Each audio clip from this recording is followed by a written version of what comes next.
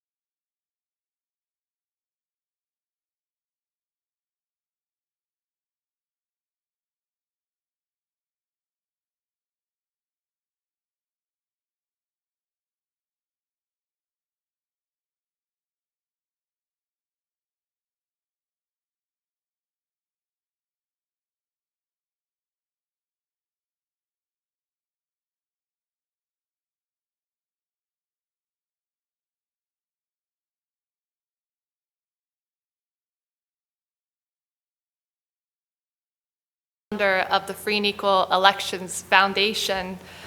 Today we would like to begin this open presidential debate with a brief acknowledgement that we are gathered here on the ancestral land of the Native Americans. Long before colonization, Chicago was a central trade hub. The city's name came from the Algonquin people, who called the river on which it sits Chicago, after the fragrant wild leeks that grew along its shore. Chicago was the home of the Ojibwe, Odawa, and Potawatomi nations, which comprised the Council of the Three Fires. It was home to the Miami, Ho-Chunk, Menominee, Sac, Fox, Kickapoo, and Illinois nations. Through colonization, including bloody conflicts, forced removal, and unfair treaties, most Native Americans were forced out of the region. As president, Abraham Lincoln himself oversaw the removal of countless indigenous people from the indigenous lands, along with the deaths of thousands. Therefore, we call this the land of Lincoln. It is important to understand the message that sends. It continues a narrative that is rooted in deceit, forced displacement, and murder. Every community thriving today owes its existence and vitality to the generations from around the world who contributed their hopes, dreams, and energy to make this history that led to this very moment. Some were brought here against their will, some were drawn to leave their distant homes in hope of a better life, and some have lived on the land for more generations than can be counted. Truth and acknowledgement are critical to building mutual respect and connection across all barriers of heritage and difference. We all share common bonds and values. We all want a better world for our loved ones and a brighter future. Thus, we are here to continue our collective cooperation to bring the cultural changes that will transform our world. There are no problems, only solutions. This is my favorite quote by John Lennon. It is an outlook that I strive to embody. It is a way of thinking that I believe, if adopted, has the power to transform our lives and revitalize our government. This is the inspiration behind creating an open presidential debate. This season, Free and Equal Elections has joined forces with our amazing co-hosts, opened the debates, and so many incredible dedicated sponsors, including the Foundation for Harmony and Prosperity, Nexus, the Center for Election Science, Taxpayers United of America, Heartland Communities, Represent Us, National Association of Nonpartisan Reformers, Independent Voter News, Ballot Access News, as well as the United We Stand tour stops, Earth Week, Thrive Fest Hawaii, Sister Winds Festival, Freedom Rising Convergence, Need Peace, and Tribal Vision. I would like to take a moment to thank our media sponsors, Free Thought Project, The Mind Unleashed, Anti-Media, Collective Evolution, and Fulcrum US. Thanks for sharing this live stream today. I give recognition to individuals as well, including Catherine Gale, Frank Atwood of Approval Voting, David Bowden and Crystal Wagner, Justin Patak Agency, and Gennady Stolarov. The fascinating thing about the open presidential debate is this is a first of its kind, a unique debate with a focus on solutions, inclusion, and unity. Today we have gathered a truly diverse group of candidates.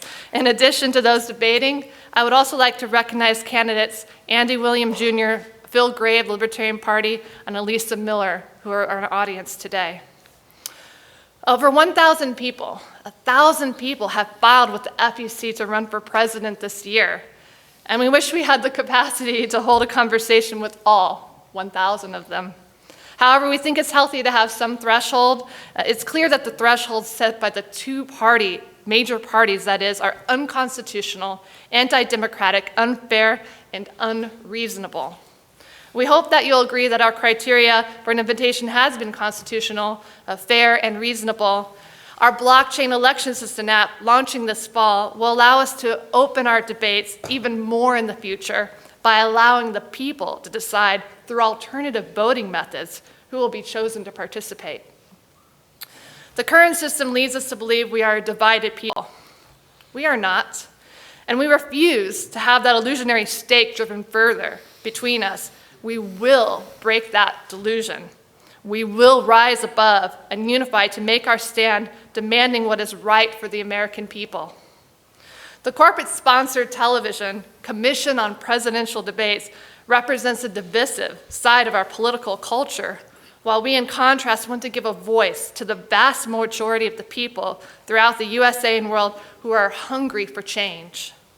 We want to help their messages be heard while representing peace, love, and unity.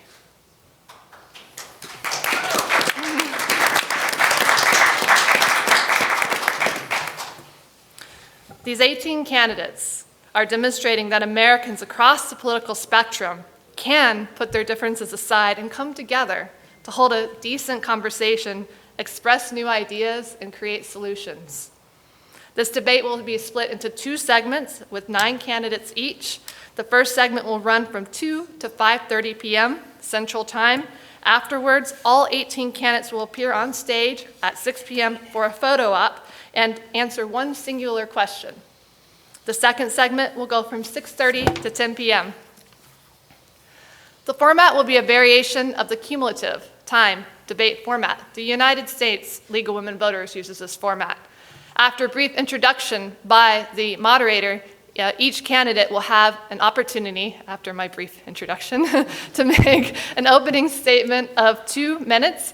The order for the statements has been determined at random. Candidates will have 2 minutes to answer each question.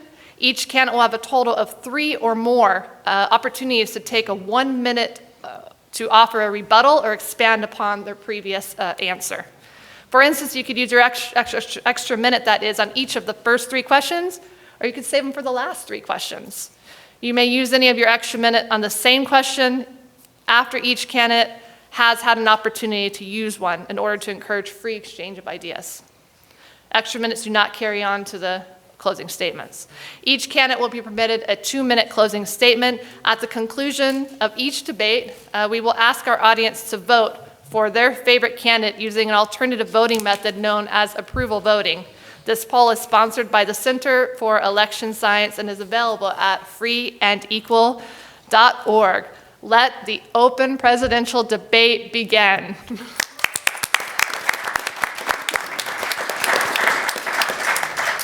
So we're going to start with 2-minute introductions. We have a timekeeper, Jane, here in front. She'll let you know when we're at 1 minute, 30 seconds, 15 seconds, and stop, because we can lose track of time when we're talking.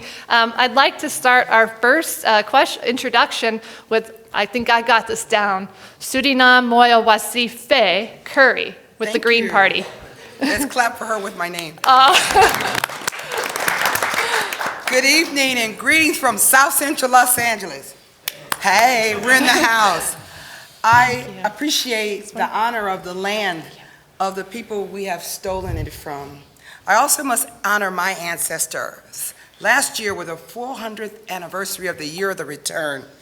That commemorated 1619 when black folks were brought here against their will. So not only the land we have to honor, but the labor that built, black labor, that has not been reparized. That's a new word. Reparation hasn't been paid to us. I'm a 4th-generation black farmer. Land and soil got me here to be a presidential candidate for my party, the Green Party. The earth, she does not need us. If we were all not here, she would be okay. We must save who? Ourselves. Who must we save? Come on, y'all. Who must we save? Okay, so we can agree on that. Thank you. I have been committed to my party because of values, 10 key values and 4 pillars. Our campaign, Suriname 2020, talks about 3 main things: cognitive dissidence, ecological economy versus traditional economies, and then we talk about love. There was a Harvard study. I don't know if y'all heard about it. They studied folks for 75 years. And guess what? The most important thing people think about and care about? Relationships. So if we don't focus on relationships between each other, we won't have a perfect union. America at 300 needs Suriname. Thank you very much. Mark Stewart, Democratic Party. Thank you. I am a conservatarian.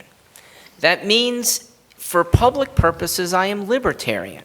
That means getting out of people's lives, reducing government. That's how I would like to see our policymakers, and yes, I hope to be one of those policymakers. I am running for the vice presidential nomination. To whom? Any party that has a good, free-minded, liberty-minded representative at the presidential level, and that very well might be one of the people here. I actually hope so, because the libertarian mindset is the better one. It's actually one that I think is shared. You only see returns at the presidential level of 3 to 5%, but I suspect that at least 40% of Americans are socially permissive, fiscally conservative, strict. And I'm sure it's at least 70% of people under 40.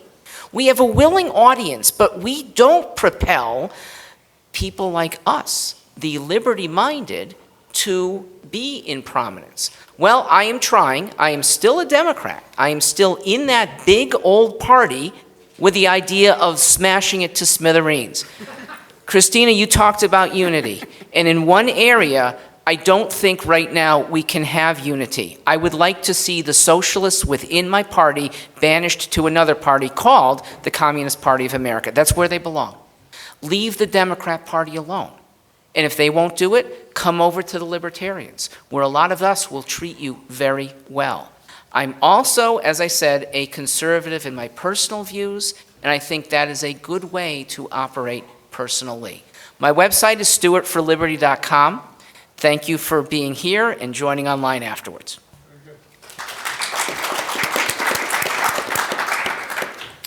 Ben Zion, Transhumanist Party.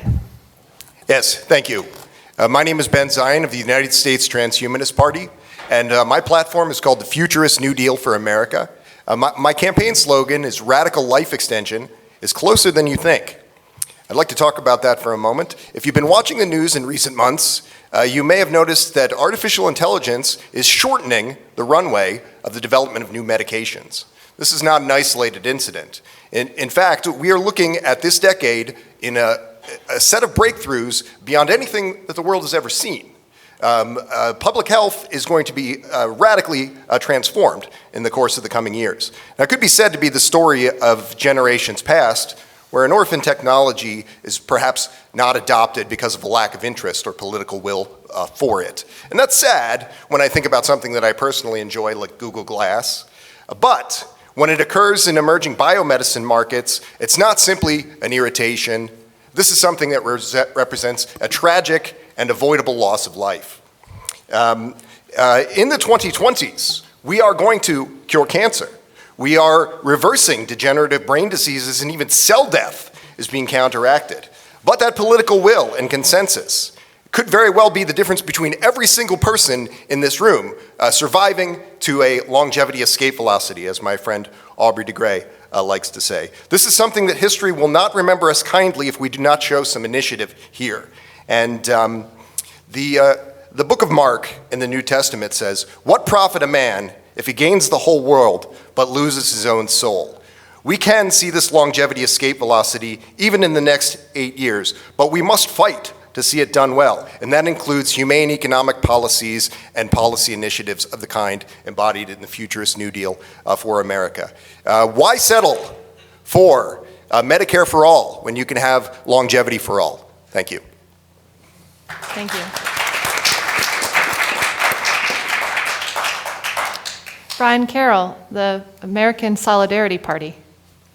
Thank you, and I want to thank everyone who had a hand in putting this event together. The great aspiration of our founding generation was that we would become a society in which every member would have an equal opportunity to participate in the blessings that our country promised.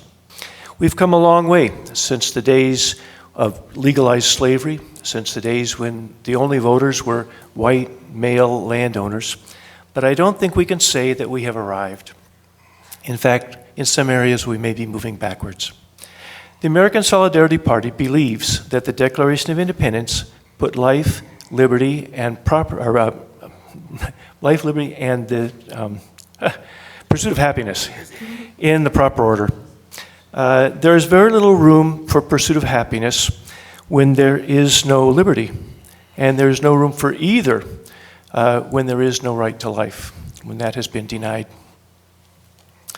Our nation has the potential that we have not yet achieved. And one impediment to that is the dysfunction of our two-party system.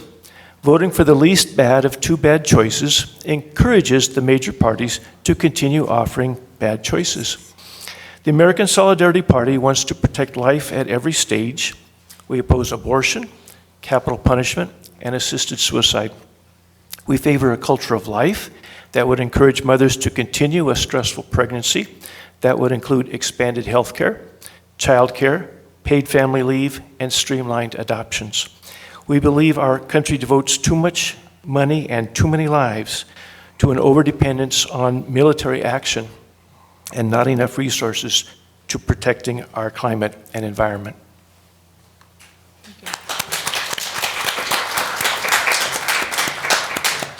Thank you. Welcome, Dan Biermann, Libertarian Party. Thank you.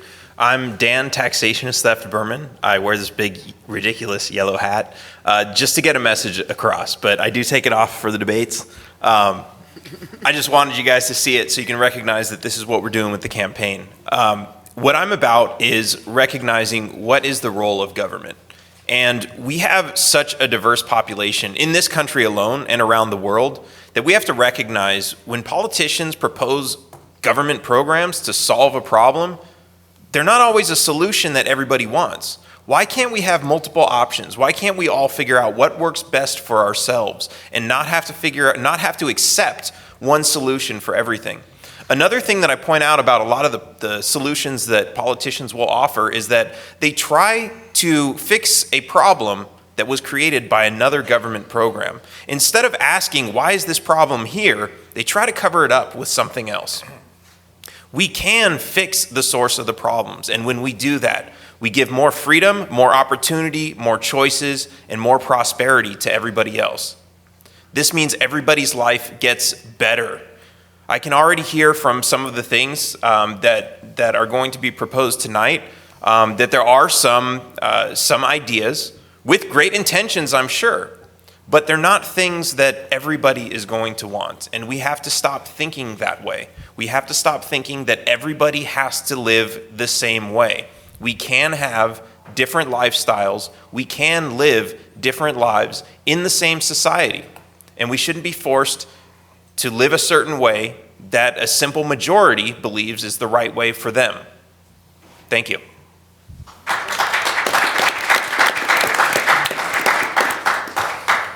Arvind Bora, Libertarian Party.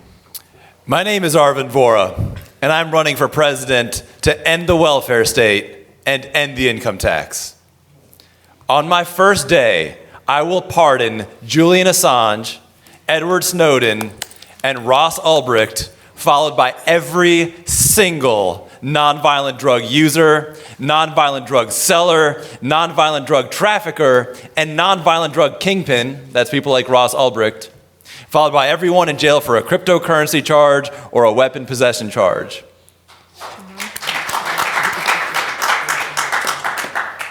As soon as I do that, I will take on full-time the role of partner-in-chief. But I'm also going to bring the troops home. The United States will not be involved in foreign civil wars with your money ever again if I'm commander-in-chief. I will bring those troops home right away. I will give people early honorable discharges and let some of the hardest working and most heroic men and women in the country join the productive private sector and bring an era of economic growth as the likes of which this country has never seen.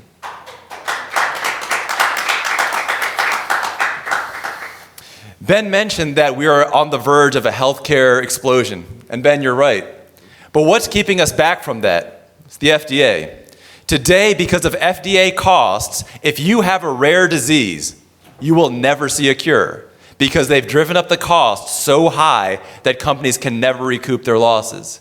My goal is to get government out of everything, out of healthcare, out of education, out of every part of your life, so that we can end the income tax entirely, get government out of your lives entirely. If you want to learn more about my campaign, please join us at votevora.com.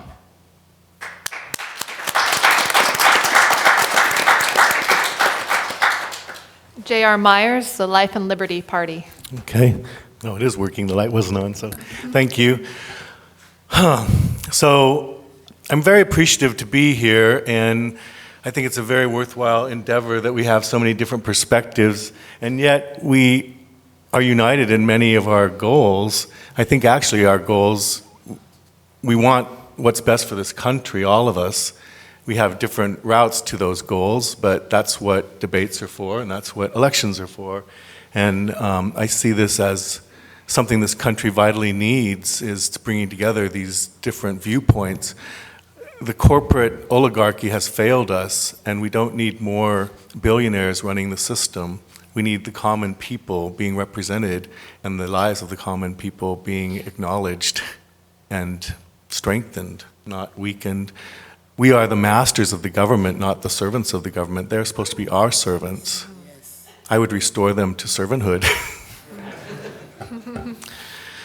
I was just thinking, the ancestors and the lands and everything that brought us to this point, and how successfully they have been in dividing us and conquering us. And if we could unite, just how powerful we would be as a people. So these types of debates are an opportunity for us to show united vision and a united voice for the healing of our country. I'm a therapist, and this country needs national therapy. We're a traumatized people.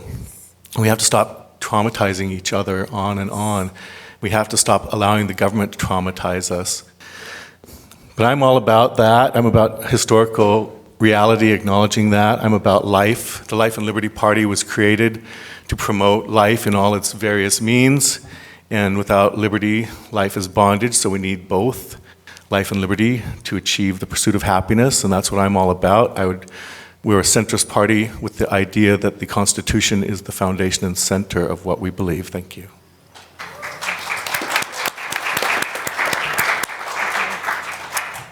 Eric, Gerhardt, Libertarian Party. Thank you. Thank you. A lot of people think I shouldn't be up here. I'm too young. I think that there's too many politicians that have been in there too long, and they're too old, and they just too set in their ways, that we need a new way to strive forward together. I had many great teachers when I was in high school. Very smart men. Master boiler mechanic was my language arts teacher. I had a nuclear submarine engineer was my science teacher, and a hippie mathematician, that doesn't make any sense, but they're all really brilliant people. One of the things one of my science teacher told me was there's a difference between masters of a craft and jack of all trades. The thing is jack of all trades know a little bit of something of everything, but they're a master of nothing. So I've honed my craft to become the master craftsman that I am. Been doing it for 17 years. And now it's time for me just to change gears. I've seen the people at the very base. I've worked for them from the top to the bottom, and they're struggling. And I just can't stand to see the way our government is just squeezing them everything they got right out of them, taking their properties because they can't pay their taxes.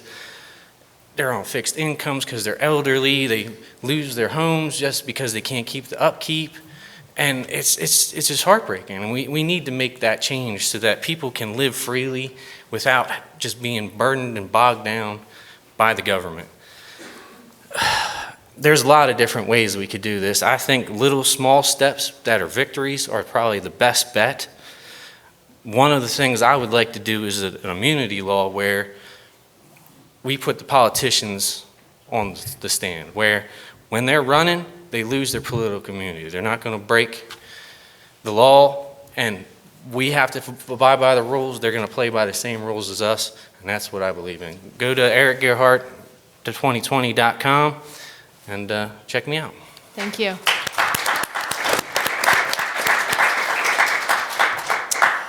And Charles Kraut of the Constitution Party. Thank you. I'm very pleased to be with you today. I'm from New York City originally. I spent 4 years after I finished my college in the United States Army, serving as a cold warrior behind the Iron Curtain. Gave me a very interesting perspective on how governments of both varieties operate. Since then, I received a master's in business administration and corporate finance, so I am by training and profession an analyst. I want to know why things happen. About a dozen years ago, I found that there was such a thing as a Constitution Party. I joined it immediately, found it to be not what I had hoped for, because it should be the most important political organization in the United States, and asked the founder, Howard Phillips, what he thought I might do to make it better. And he said, you tell me. So I embarked upon a program. I've read 150 books and thousands of articles since then. I've written 2 of my own. I hope you'll take a copy. They're on the table outside. The Patriot's Guide to Taking America Back, and Will You Help Save Your Country? Both of which are very important books because they're not problem books, they're solution books. That's what we need to talk about, are the solutions. I'm a strict construction constitutionalist. I believe that the Constitution, properly followed, has the answers for our society today and every other society. The problem that we face is that for more than 100 years now, we have branched away from the Constitution towards this thing called progressivism, which is a soft, fuzzy name for Marxism. Until we get back to the Constitution, and we have to have a way to do that, we will be going down the wrong path. The creation of the welfare state, women's liberation, the sexual revolution, the gay rights movement, many other things are products of progressivism. We need to find ways to deal with these issues in an appropriate, humane, and a constitutional manner. Thank you. So we're moving on to our first question, but let's thank all these candidates for being here today. Yeah, thank you for traveling out here. So our first question, we'll be going down the row from each question. The first one, Suni Nam start with opening statement. So we're going to start with Mark Stewart as the first on this question.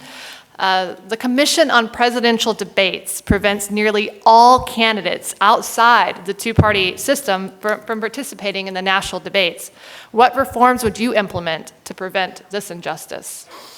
What you're doing in thousandfold. You have here, and there'll be another panel of 9 more of us with very good ideas, with a lot more activity, I think. I know 2 military veterans, I know activists here. What do they do to rise up instead within the Democrat Party? Amy Klobuchar is a lawyer of long standing, but goes through the party motions. Biden, same thing. You are not nearly, when you're in a Democrat echelons, as good of a representative of real people as the people you're seeing here. The good news is that thanks to podcasting, internet, all kinds of ways that we can spread this here, 4 years from now, I don't think there's going to be a CPD. I don't think there will be that sort of limitation. It'd be great if we could break this down even now in 2020, because they are a restriction, as government always does, to restrict to what those who have the inside want and to keep the others out. We are knocking down those doors. Thank you for opening them up for many of us. And my hope is that everyone here becomes, to some extent, an activist as well.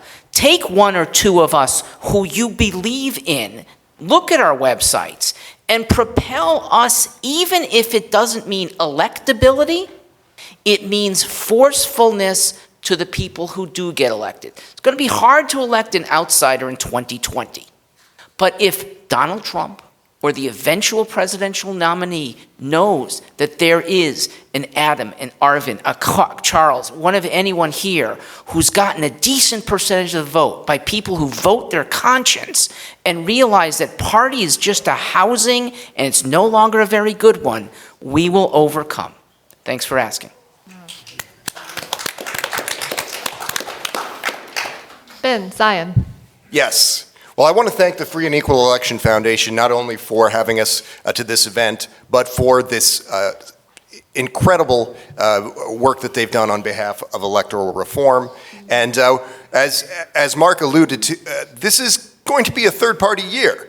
And the years beyond, we are going to see, I think, a great resurgence in the strength of operations outside of this two-party system. And this is something that we can be excited about. The United States Transhumanist Party is an advocate for blockchain voting. We have in my platform, the Futurist New Deal for America. I Vote USA, and this is an initiative that allows for greater transparency, far greater efficiency, and solving many of the problems that I imagine all of these other candidates will be addressing as well. But this is something that also leads to bears greater fruits beyond. If we begin to have digitalization in governance, e-governance, we will begin to see a true democracy, the likes of which the world has never seen. And this is what is different in the techno-progressive mandate. Another candidate mentioned that progressive is a bad word. This is not a bad word. We need to use emerging technology. We need to use all of these kinds of things to create a civilization truly of the 21st century. And this is what the United States Transhumanist Party has to offer. We recently had a very successful primary election event in our organization wherein we spearheaded ranked choice voting and many other reforms. I would encourage you to speak with myself or the Chairman Gennady after this event, and we would be happy to discuss that. But yes, thank you again, and I Vote USA, the Futurist New Deal for America. Thank you.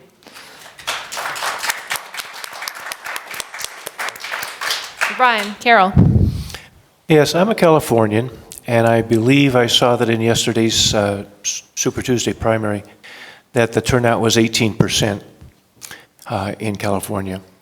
And that's after all of the hoopla that the Democrats have had without however many candidates they started with and however many debates they had. So obviously, the current debates are not getting the job done. And I think, well, in California, we have more independents than we have registered Republicans. The parties are losing their followings, and the country hasn't quite caught up with that yet, with an understanding that both parties are coming apart at the seams. They're going to split apart, and I think we're going to see a major reorganization. Both the Republicans and the Democrats can, if they want to have their own rules for their own debates, they can do that. But I think a situation like we're seeing today, where other parties can be heard, is extremely important. Thank you. Dan, Biermann. I think the question itself is kind of flawed because we can look at, what this debate commission is, and we can recognize that it's a monopoly. But the question is, what do we do about it? And the question should really be, why is there a monopoly? And we have these groups of politicians who are essentially for sale. This is a multi-billion-dollar debate series that's going on. When you consider all of the value that's going into this, that it would cost any other candidates to come together and put on a debate like this with this much airtime, this much advertising, this much fundraising. And where does all this money come from? It comes from all these corporations or all these individuals and small businesses who want to buy. They want to buy policies that are going to help their businesses make more money. And they're buying policies from politicians who should not have the power to sell these policies. A lot of these policies are unconstitutional. So when we ask, what do we do about this? We take the power away from the politicians to create these unconstitutional policies, these unethical and immoral policies. And when you take away this power, you take away their ability to sell this power. And that's how you get money out of politics. When you get money out of politics, then you level the playing field for everybody else and the real voices to be heard. Thank you.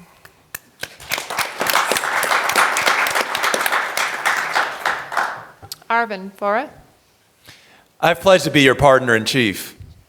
But the interesting thing is, you don't need to wait for me to be the partner in chief. Jury nullification brought freedom of the press to America. And today, we can use it to do things like halt the war on drugs single-handedly, halt the war against sex workers single-handedly by just saying not guilty. I bring this up to point out that we have much more power than we think we have, or than they want us to think that we have. The CPD exists just to exclude people from debates. More importantly, they exist to exclude powerful ideas from the debates. Anytime a politician has managed to make their threshold, as Ross Perot did, they just raise the threshold so that no more threats can happen within their highly controlled and limited monopoly on ideas. If I'm elected, then I will appoint Judge Napolitano to the Supreme Court, and anyone else who I know is going to find those actions unconstitutional. But when it really comes down to this, we have to take the power into our own hands. People have asked in the Libertarian Party what I'll do to get in the CPD debates. I've told them the truth. I have no way of doing that. But I can guarantee that if we work together, we can get these ideas into every dinner table debate, every water cooler debate, every private debate, and that's where ideas are really shaped in the United States of America. The CPD is an enemy of the people. It is an enemy of the freedom of thought and the freedom of press. It is absolutely a monopoly controlled by an oligarchy. When I spoke outside the CPD in a protest, here's who was standing right next to me. The person who wrote their original press release. Even the initial supporters of the CPD are protesting its existence, and together we can put them out of commission.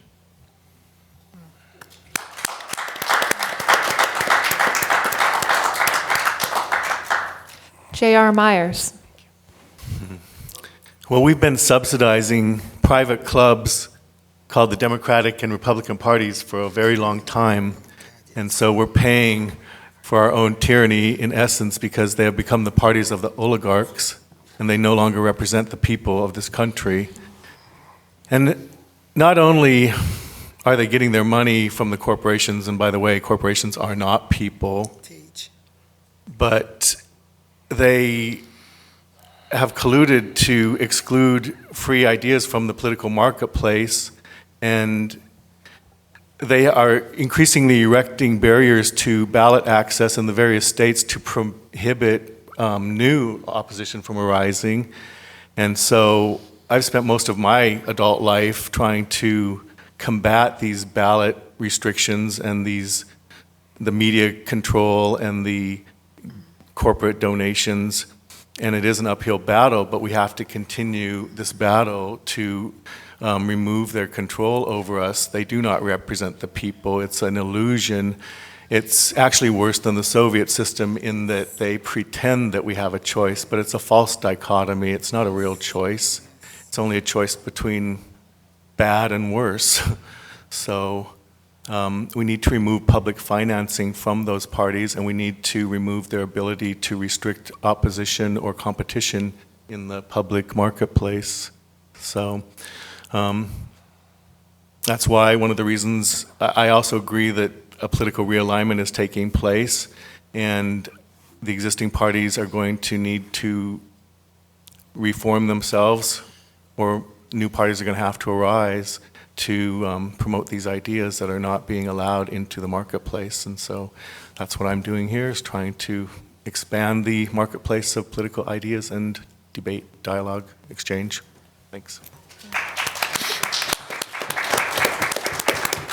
Eric, Gerhardt.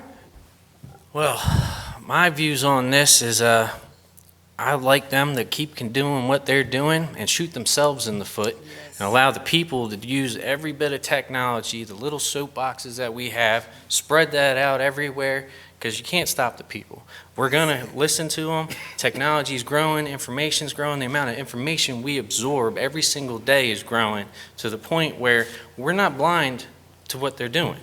We see what they're doing, and we're going to stop what they're doing. Even if we fail once, we're going to keep coming back, because if you don't do what we say, what you said while you were running, you were going to do this, you're not going to do that, we're not going to vote for you again. We're going to vote for somebody else. Our money's going to go somewhere else. We'll drive them out that way.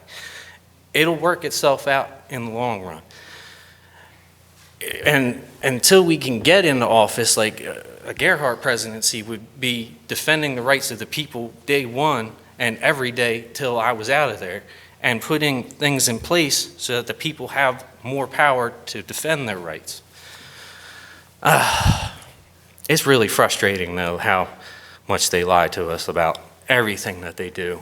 And it's hard to believe anything. They want to give you this shiny thing over here, and then 4 years down the line, you still haven't gotten it. We still have broken healthcare systems, even though one of the candidates is still running that he's going to fix healthcare, even though he was the one that implemented healthcare in that body.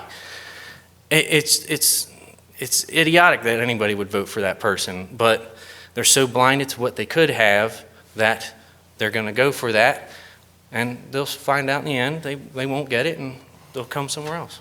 So that's where I believe we stand right now. Thank you, Mr. Gerhardt. Charles Kraut. My question would be, why would government in any form want to limit debate among political candidates, political philosophies, anything? Washington, Jefferson, Madison, so many of our founding fathers talked about the importance of engaging in the political debate to make this country a better country under our Constitution and under God. So I'm wondering who lobbied for that, and it sounds like it's a product of the political parties. Now, it is true that you can wear a candidate out by making him debate constantly, so that's why we have voter guides and we have other resources which give us a detailed description of the candidate's beliefs.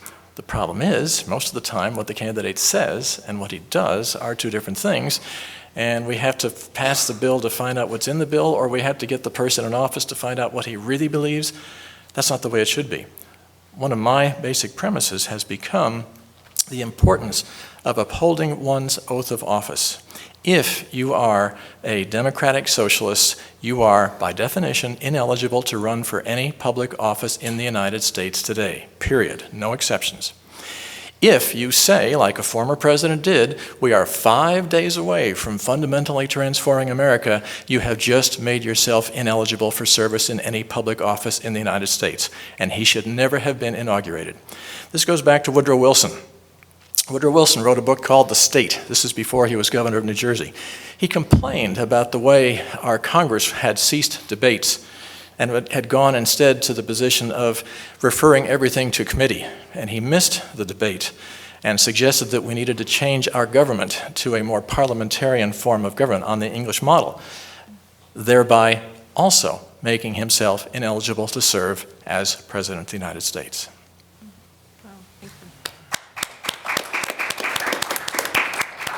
And Suryam Woyawasipe.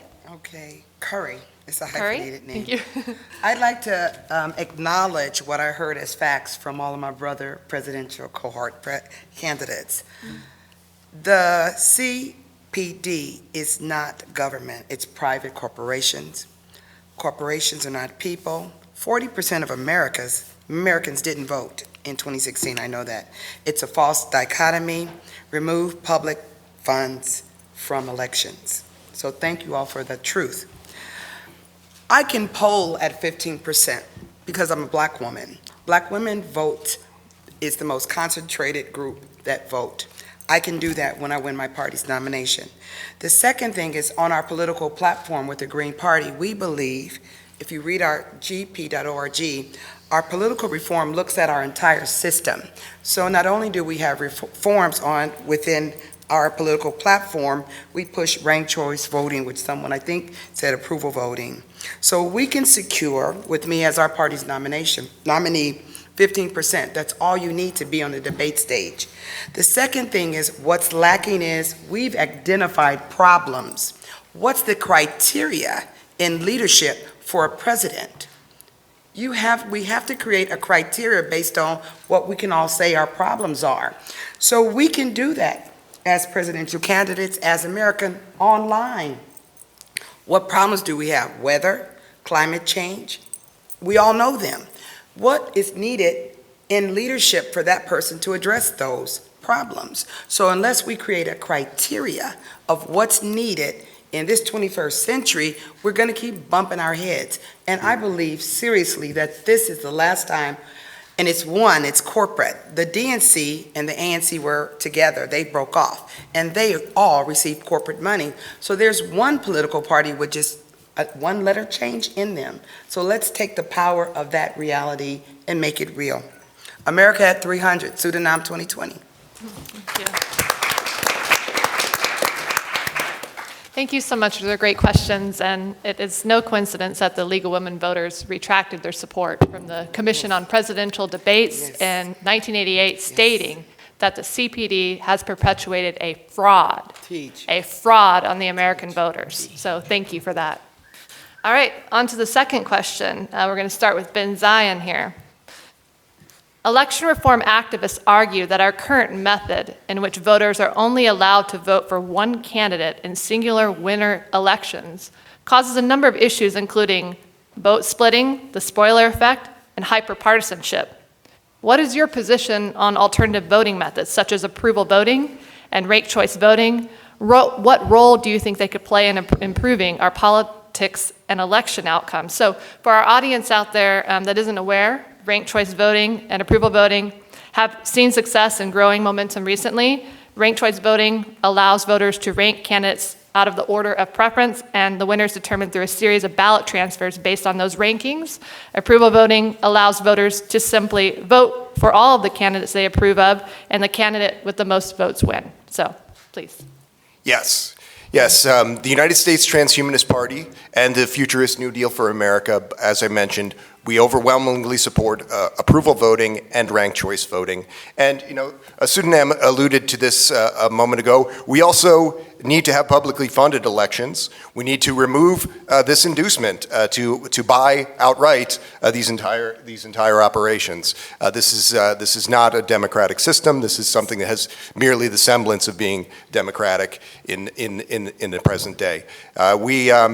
There's many other initiatives contained within the Futurist New Deal for America. I cannot stress how important it is to begin to use things like blockchain technology, like our iVoting system. Some months ago, I was lucky enough to interview a gentleman named Florian Marcus, a blockchain voting emissary from the Estonian government, and their country has truly revolutionized this approach. And many people in the United States, we don't even consider how this kind of digitalization in the electoral process and in other facets of civil society will truly transform our lives over the course of this 21st century. This is the most important of subjects. Techno-progress is the most important of subjects. I'm fond of saying that in the years since the Enlightenment era, we've seen an incredible growth in Providence. It's true. 7 generations removed, according to ancestral DNA analysis, everyone on Earth, the Pope in Rome, the Queen of England, are 7 generations removed from incest and cannibalism. The only thing that's changed is technological progress and the providence that derives from it, allowing us to better order our civilization. We need to focus on that. Thank you. The Futurist New Deal for America, benzion2020.com. Thank you.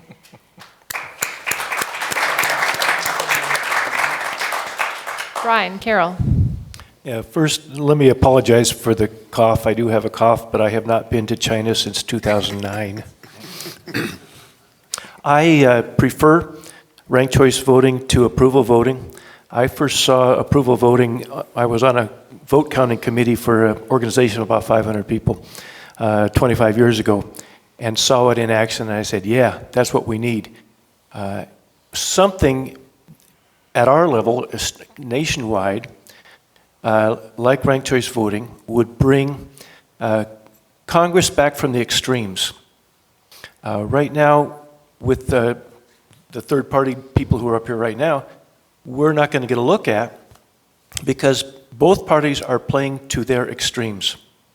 And so, for example, there are 21 million pro-life Democrats, but not one of the 20-some candidates that started out were pro-life. Everybody who was running in the Democratic Party was over in the category that's actually only supported by less than 20% of the Democrats. And so by putting a ranked choice thing where you can put your first choice, second choice, third choice, fourth choice, if your first choice happens to be third party, at least it registers. Thank you. Dan Biermann. I think ranked choice voting and approval voting are great systems, but I think that's still a very small part of the problem. If you look at the numbers that Bernie Sanders and Donald Trump are bringing in, and you look at the numbers that any of the small parties are bringing in, even with ranked choice voting, it eliminates the people saying the spoiler effect, people saying I think I'm going to waste my vote if I vote for a third party. It doesn't absolutely fix that. What's going to happen is maybe a different Democrat gets elected, maybe a different Republican gets elected, but ultimately we're still living in the world where that's the false dichotomy that everybody in this country believes. And if we really want to change the voting system, we have to change that belief. And we have to get third parties and independents onto the main stage and in front of as many people as these other parties are doing. And of course, this all goes back to money. If there were no debate stage, if it were just up to every single candidate to advertise on TV, dollar for dollar, whatever they could get, the candidates who are going to be raising the millions and the billions are going to be the candidates who are selling power that they should have no legal authority to sell. And that's something that we really need to address in this country. And as Arvin always likes to point out, this is a culture war. We need to change our culture to understand that the government should not be selling us, stealing from other people to sell us plans that are going to benefit billionaires and corporations. They're protecting monopolies with these programs. This is where all the money comes from. And if we really want to get money out of politics, this doesn't come from the government passing new laws and controlling who does what with their money. This comes from us recognizing that the government needs to be put in its place. It's supposed to be extremely limited in scope, and we are the ones who are supposed to enforce that because they're not going to enforce that on themselves.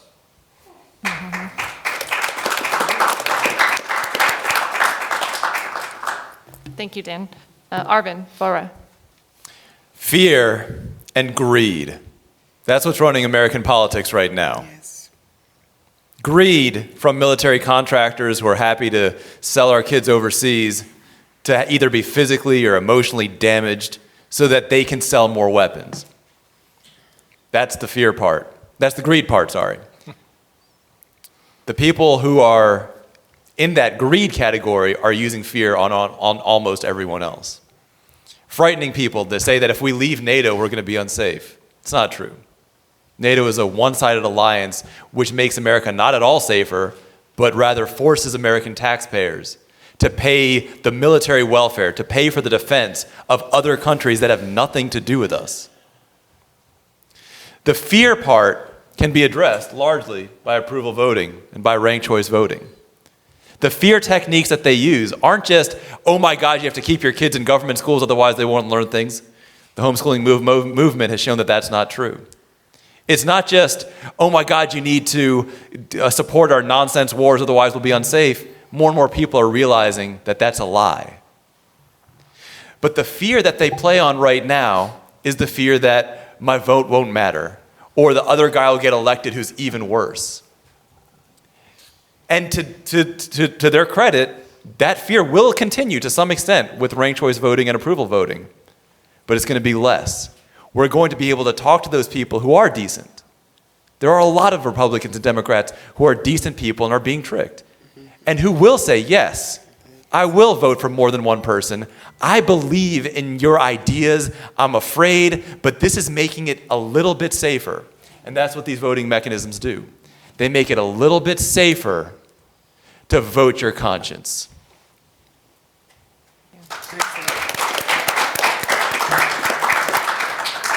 J.R. Myers. Thank you. I would support ranked choice voting. Currently, our system is, for the most part, a plurality winner-takes-all system, and I think that's what brings a lot of fear to the establishment, because they can see if a third-party insurgency movement could break through that 35%, that we don't have to get the 51%, so I think that's a great threat to them. But beyond that, we need to have a verifiable and sound election system, and that starts at the precinct level with the ballot boxes. And we need citizen activists to be at every precinct, to be watching the ballots as they come in, to be watching the ballots as they're counted, because wasn't it Stalin that said it matters who counts the ballots? And I think we have some serious election fraud issues in this country on all levels. And it's nothing to be taken lightly, because it's a disenfranchisement of our basic civic rights. And people have fought and died to secure these rights for us. So it's imperative that we preserve them. And, you know, these computerized systems are fraught with potential for fraud. And so unless we have a verifiable paper trail to show that we can go back to, and if there's any question about what happened, then the system is in question. And I think there are many questionable elections out there. So the fear, I think, is mostly on the part of the establishment, but they've successfully transmitted that through the media to the people. So we have to break that mindset of fear. We cannot live in fear. We have to live in boldness and be brave and take the bull by the horns, as it were. It's our election process. It's our country. We can take it back. Who's to stop us? Yes. Thanks. Yes. Eric, Gerhardt. With the ranked choice voting, I just feel it would add more numbers just to be more muddled. I think we need more transparency in our current system first, and more discussion on all the options to be used at a lower level, not just drop it at the top and then who knows what's going to happen. We need to really think this through and talk about it properly. But like I said, the transparency at the top level with the immunity law that I'm talking about, where as politicians who are immune would be subject to criminal charges if they break their laws, unshackle the FBI and the DEA so they can do their job properly. We can't touch that guy, he's a politician. That's no longer. We need to do that, then get the transparency at the ballot box so we know who's voting, who's counted, and allow other parties to vote on other people's things, not keep it all separate so you don't know this and you don't know that. We all need to be together voting, because this is our country together. Whether we win or lose, this is still our country, and we still have to ride it out all together. And that's all I have to say. Thank you. Charles Kraut. There's a little-known incident in American history when two future presidents of the United States were campaigning against each other for the United States House of Representatives. They were James Madison and James Monroe. These men spent their entire campaign on the campaign trail together. Everywhere they went, they debated, held public meetings, town hall meetings, you name it, everywhere. And the two of them debated their points of view. What was important about that was, one, that they did that in a public venue at every opportunity, but two, that they were both men who were honest, moral, upright, decent. You could have chosen either one and made a good choice for the House of Representatives. We don't have that today. We are forced to choose the lesser of two evils, or whatever you may call it, which is most unfortunate, which is why I keep getting back to upholding one's oath of office to support and defend the Constitution. Most of our candidates today, and I've met quite a few members of the House of Representatives and the Senate, they do not uphold their oath of office and should be removed from office. I'm planning on beginning a campaign against our current governor in Virginia, which is where I live now, to remove him because of his policies. We just passed the ERA. We just passed a law about infanticide. When the Democrats gain control of both houses and the governor's mansion, they do things like that. We've now got, you don't need a photo ID to vote. So we've done all these things. I also am a great fan of the Electoral College. In the 2016 election, if you know, there are approximately 3,000 counties in the United States. Hillary won the popular vote by winning 75 of those 3,000 counties. Do away with the Electoral College, this country is finished. We are in serious trouble. We've got to have it. Otherwise, all the candidates have to do is campaign in those 75 counties, and they will win the election every time. Thank you.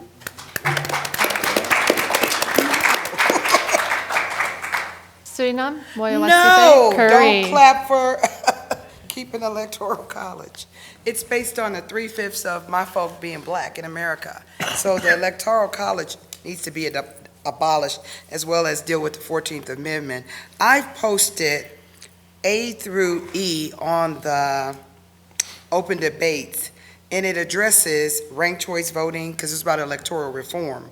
So our party, the Green Party, our political reform platform talks about instant runoff voting in the U.S. So I have given you plenty of links to look at, to read, about building a better path for American democracy to build a more perfect union. The next one is the current state of ranked choice voting in the U.S. and to how to show U.S. voters on the ground the challenges we all would face. The second is the future of ranked choice voting in the U.S., an opportunity for U.S. Green Party presidential leadership to highlight the state of Maine. We have a candidate running there as a flagship. Every vote must be counted. Every vote must be counted. There's no such thing as a spoiler. Well, whoever you choose to vote for is your choice. I'm sorry. So that concept is just not based in fact and truth. 14th Amendment, got to deal with it, and the electoral colleges.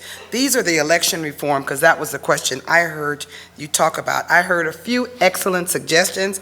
I heard several that scares me. I'm glad at this end, I'm glad I'm over here. But it's really important, for real, to understand that 40% of Americans don't vote. So our system isn't working, so we do have an opportunity to get me nominated as Green Party presidential nominee, to get the 15% to be on that debate stage and change our nation. Can you join me? Paint the White House green. Won't you help me to paint the White House green? I like him back there. Pseudonym 2020, we can do this. Only sister still in the race. I need a husband, no. To be the first man in the White House. I had to let you finish that. Hey. Mark Stewart, please.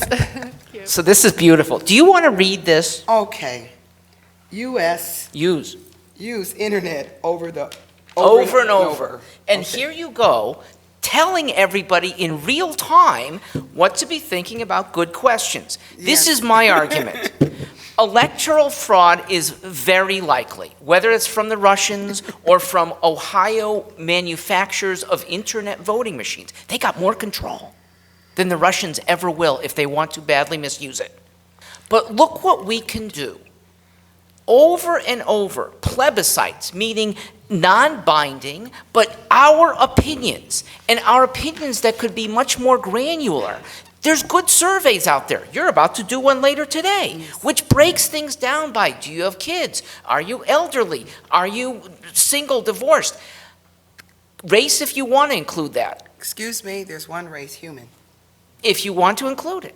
And so what's so good is that we could be expressing ourselves not just in November, but continually. And expressing ourselves not in the two-party duopoly. Let people know that there are good libertarians, Greens, transhumanists, Constitutional Party people here and out there running for state house seats and congressional seats that deserve to be listened to issue after issue. We can therefore overcome the problem. We may not get ranked choice voting, which I do agree with. It's going to be a while. I happen to like negative voting, where if somebody is really odious, you actually can cast a vote against that person. And by the way, if that were in place in 2016, we'd be sitting here under the presidency of one, either Gary Johnson or Jill Stein. I'd like to use my extra minute now. Dr. Jill Stein. May I? Oh, yes, you may. I'm going to use it now. I would like to encourage you to help the eventual nominee who may come out of this room to be hefty politically.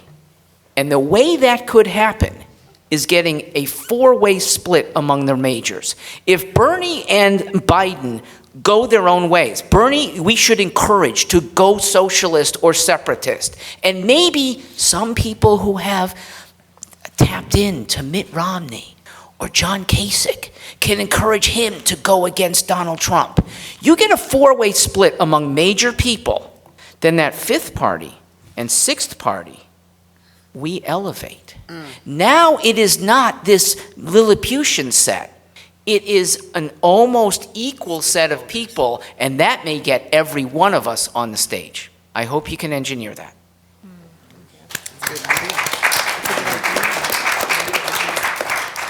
Before we go to question 3, if anybody would like to use a 1-minute rebuttal or extension, okay, just want to make sure it's time to do it. Okay, so we're going on question number 3, and for alternative voting methods, I agree to the sense that anything seems better than what we currently have, right? Because it's a two-party, one-party duopoly that uses this, from gerrymandering to not having alternative voting methods to restrictive ballot access barriers, so many flaws in the electoral system to maintain control, right? So thank you. There's so many great alternative voting methods out there, and I learned a lot, and I know our audience did from you as well today, so thank you for that.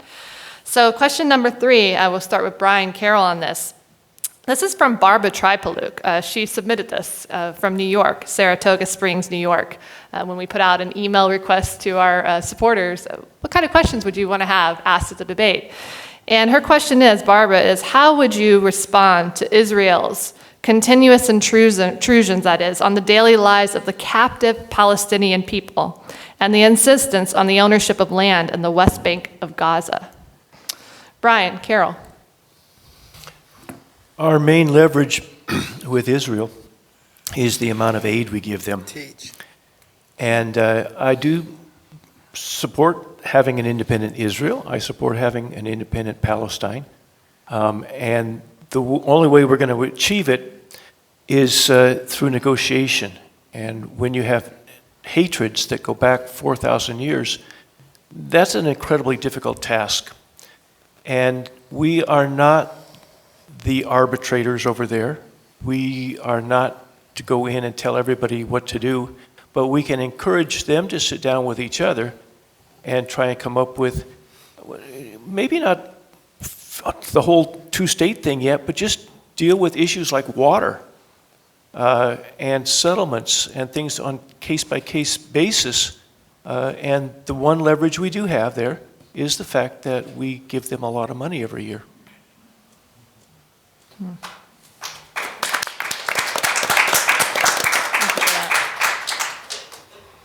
Daniel Biermann.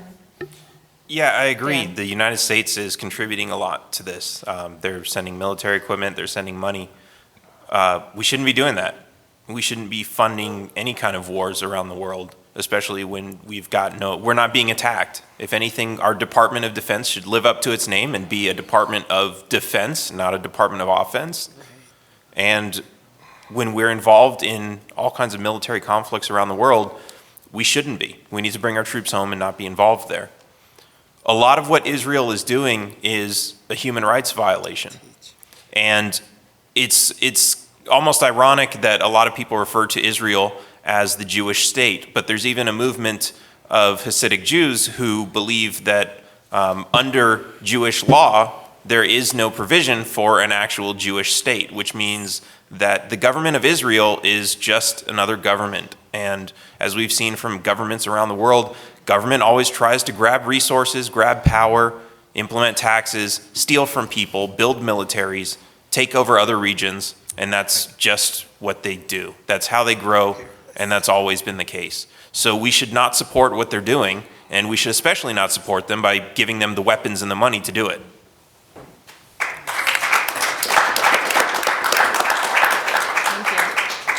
Arvin, Bora. If you see two toddlers acting like idiots, the last thing you do is give them both weapons. And right now, American military policy is taking conflicts that exist, that are deeply entrenched, that are so complex, and arming both sides of those conflicts with American weapons. We've had situations where in Syria, groups backed by the Department of Defense were fighting groups backed by the CIA. In other words, all that was achieved was to take a conflict and make it bloodier and make it worse. And that is exactly what the United States has done in Israel. So my response to Israel is to remove all American aid, all American weapons, all American military support, not just from Israel, from Saudi Arabia, from Europe, from every part of Africa, from every part of South America, to shut down those foreign military bases and bring the troops home. Now, if you look at how crazy things have gotten, right now the United States has the biggest navy in the world. I'm okay with that. We also have the third biggest navy in the world in the form of the Coast Guard. A country that has the biggest and third biggest navy in the world has clearly lost sight of what a reasonable military is. So let me show you what I think a reasonable military is. The United States is in an inherently safe location. Oceans on two sides, allies to the north and south. I would like to take my extra minute. Sure. Allies to the north and south. We are not under any kind of legitimate threat. We're a nuclear power. A full-scale state onslaught, a full-scale state offense against the United States is a military impossibility. What we're doing right now is creating enemies overseas. We have military bases in hundreds of countries. We have well over 700 foreign military bases. And that's where your resources are going. We have many people who have said that the reason that we're running out of resources and jobs and materials at home is something to do with artificial intelligence or mechanization. But historically, those things increase productivity. They bring more wealth. They're still bringing more wealth, but that wealth is being squandered. Shutting down foreign military bases and bringing the troops home is a way not just to safety, because we'll no longer be creating enemy. It's no longer a way to stop making wars more dangerous because we won't be arming them. But it's a way to lead us into an economic future of prosperity, the likes of which the United States has never seen. And that's why I've pledged that on my first day, I will bring the troops home and end U.S. involvement in foreign civil wars.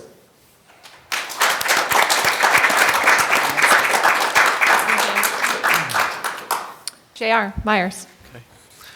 Well, Israel is not the 51st state, so I think we need to be clear on that. They are an ally, but I think we should heed the wisdom of our founders that we should have, trading relations with all nations, but entangling alliances with none. Obviously, the Middle East is a quagmire, and we are not going to solve the problem. I believe in autonomy, self-determination of all people, so that the Palestinians do have that right as well as any other people. But, what one calls a freedom fighter, another calls a terrorist, so where do we draw the line there? I just wish we could find a peaceful solution. That would be my hope. I don't know if that's going to be realized or not in our lifetimes, but the whole world does seem to center on Jerusalem. There's no denying it. So what's going to be the solution for the holy city? I don't know. I guess we all need to pray for the peace of Jerusalem. That's what I would advocate. Thanks.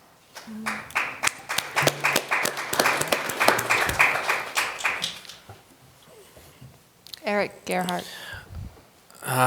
Israel and Palestine, they've been fighting for that land for, like they said, thousands and thousands of years. It's really not going to stop anytime soon as long as one side wants to land grab the other. And it's so confined already, there's no more land, so they only have land grab. It's a bad situation with no real solution as of right now. Plus, there's other holy cities in that whole area with Mecca down in Syria. People pilgrimage from the north to the south all the time. And it's never going to stop as long as there's religion. Religion's never going to end either, because faith is something everybody has. The only way, there needs to be more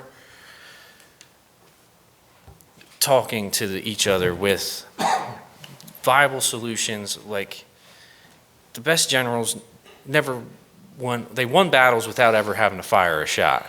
And the only way to do that is you give them something else to do. So, like, the Olympics was created to end conflicts back in Greece. You give them a competition to battle out and see who is better, but you use that in sportsmanship and not actual physical violence, even though there was a lot of violence in the old Olympics. But we need something new that'll bring everybody around that, and we can get the aggressions out of that in that way instead of against each other.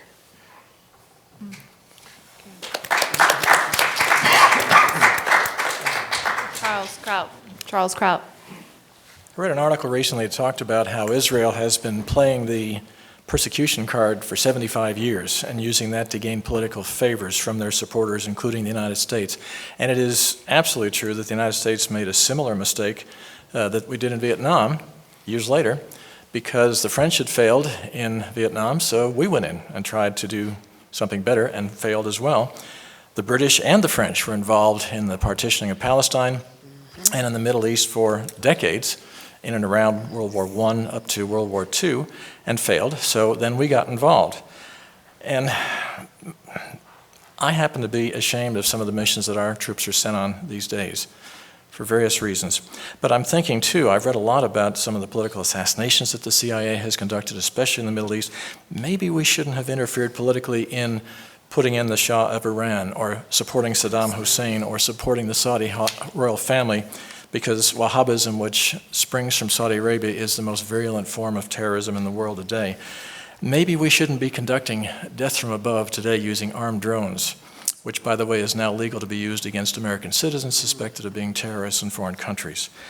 We have created enemies, but we also have to remember that the number one motivation of the Palestinians and the entire Arab world is, quote, death to Israel. Does that change our approach as to whether we support these people as friends, as the only properly established democracy, quote unquote, in the Middle East, or do we abandon them? It's a very tough thing to do, but we do have to remember that they won the 6 Days War in 6 days and took over the entire Sinai and the West Bank. And only because the Palestinians are like the camel with his nose in the tent and they demand everything, and then they'll settle for half, then they're back 3 weeks later demanding everything again, they'll settle for half again. This is why there are the problems that there are today. There are peaceful ways to resolve this, but nobody's really looking for them.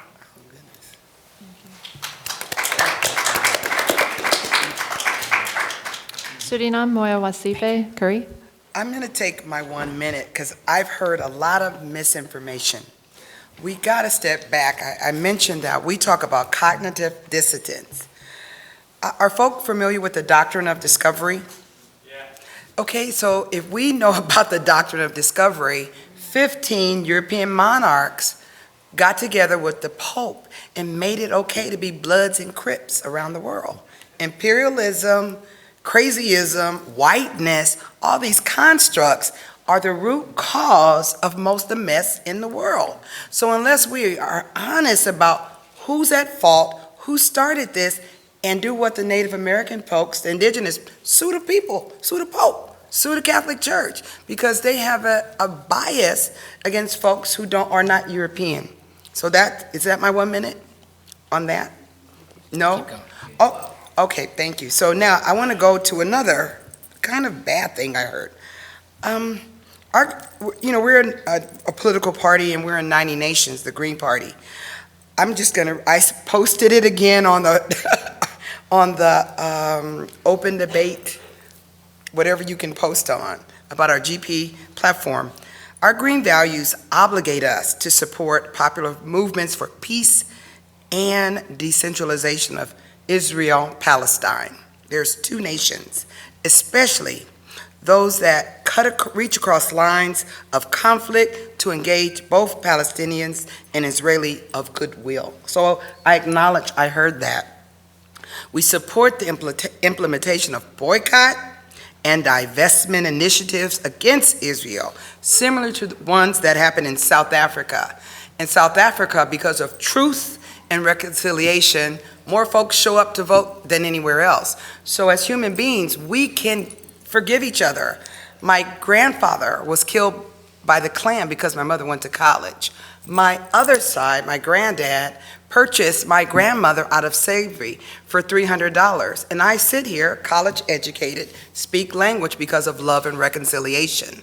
So we have the capacity as human beings to heal if we tell the truth and we're committed to reconciliation. I don't think people understand that Israelis, Muslim, I'm Abrahamic, we've lived together more than we've fought. So there's a history of love and kindness and acceptance between these cousins. If we know the Bible, if we know the Quran, we're related. So it's an internal fight that we have to accept and love each other. We all have Abraham as our father. I was disagreeing with something, but I got lost. But honesty, truth, and reconciliation will heal us and make us move forward. Suriname 2020. Mark Stewart. Suriname is right that Arabs and Jews have mostly lived together in harmony. But there is a small sect that hasn't wanted to, doesn't want to. You keep saying teach, so let me try to teach. You can be my class. In what Middle Eastern nation do Arabs live most freely? That would be Israel, with membership in parliament, with as same rights as Israel. In what Middle Eastern nation are women not forced to wear burqas? In what Middle Eastern nation are women or girls not forced to have clitoridectomies? That too would be Israel.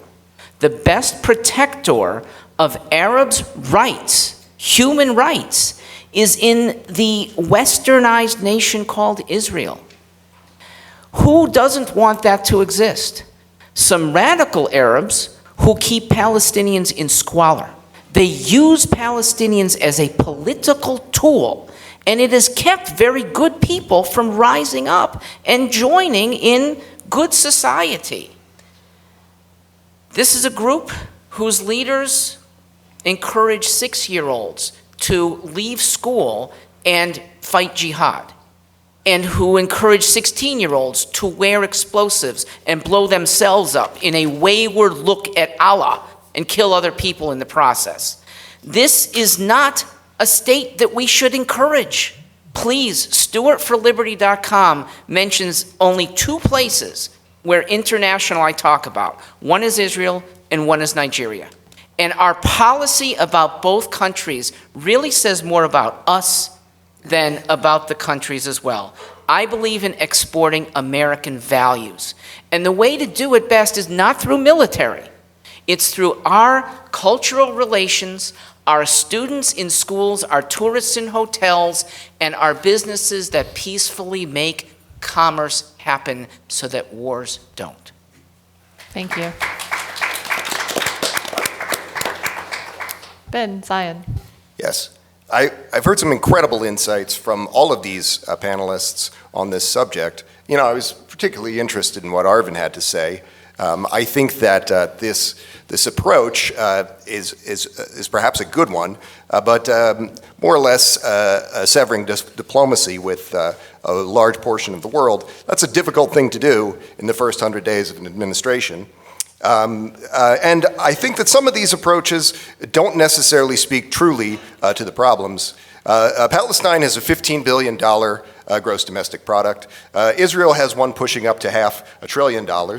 And there's a similar lack of political and economic stability in Palestine and the surrounding region relative to Israel. We cannot understate the role that the United States has had historically in destabilizing and contributing to some of these problems. And those folks who have pointed this out, I would support you. But there is other issues to describe here in political and economic stability, technological progress, the very things that the futurist New Deal embodies in domestic policy, e-governance, blockchain voting, the federal land dividend, now known as the middle class freedom dividend, is a basic income funded through federal lands, which are held in great number in the United States, providing $1,000 a week to all 18 to 63-year-olds. This is the kind of initiative that we need to see the world around to see increased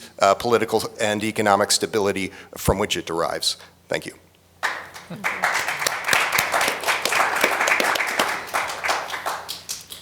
All right, would anybody like to use a rebuttal or extension? All right, on to the, and I kind of went with the flow. If you're speaking and really passionate on one topic, you're welcome to use your rebuttal or extension rather than wait till the end. So I think that flows well for this debate today, if everybody's okay with that. So, okay, so our fourth question, Dan Biermann will be the first to answer. Do you believe that Julian Assange, Chelsea Manning, Edward Snowden, Ross Ulbricht, and Leonard Peltier have committed crimes against the United States government and deserve their sentence, or do you support their complete pardon and release from prison? Please, Dan. Absolutely, they should get a complete pardon and release from prison, and actually a few of those names that you mentioned should get Congressional Medal of Honors or Presidential Medal of Peace. What they've done is absolutely in no way a crime. What they've done is they've exposed our government and their crimes, and they should be rewarded for that, not punished. Thank you. Please, Arvin, for it. Eric said that the government, that people who work in the government should be held to the same standards as everyone else. If anybody else engaged in what the NSA has done to other people, they would be arrested. In the past, when presidents did that, this is exactly what happened in Watergate, they were borderline arrested. They needed presidential pardons to get out of it. Today, you're asking, should heroes be imprisoned? No, they're heroes. They have shared with us the truth about what the government has been doing. They have shared with us information that was denied to the press. Think about this. During the Iraq and Afghanistan war, how many pictures of dead soldiers did you see? Yes, teach. Probably very, very few. I saw none. It's not because there weren't dead soldiers, and it's not because the casualties have stopped. Today, there's an epidemic of veteran suicides that is taking the lives of thousands of people who have tried to do their best, that were tricked by the government into doing their worst, but who tried to do their best. And so when we have heroes like Edward Snowden, like Chelsea Manning, like Ross Ulbricht, people who can do so much good for America, either because of their courage or because of their technical ability, that's people like Ross Ulbricht, then our job as individuals on a jury or as partners in chief in the White House is to set them free and thank them for what they've done.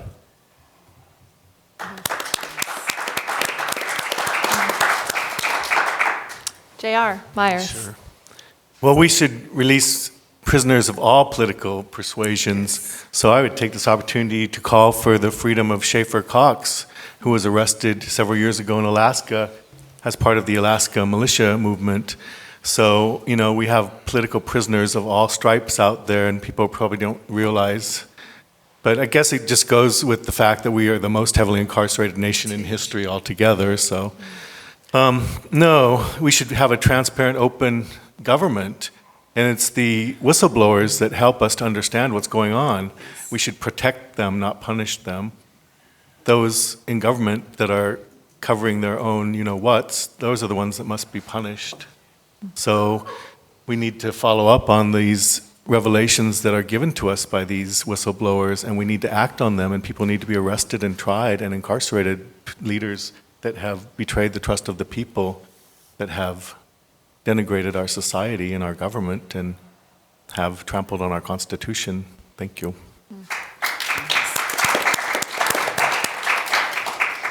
Eric Gerhardt. If you can lean into the mic too. I totally agree that we should free the people who speak the truth. I mean, it's the whole basis of my immunity law is if you can't be integral, you should be charged for the crimes that you commit, and people with integrity should not be charged just the same. And that goes broad spectrum for everywhere across our country. And if the thing about liberty and having justice for all is it needs to be liberty and justice for all. You can't have the separation of the two. I know they wrote it into the Constitution a long time ago that politicians need their political immunity so they can't be coerced into taking bribes and stuff, but they're doing it anyway. They're just using the back door.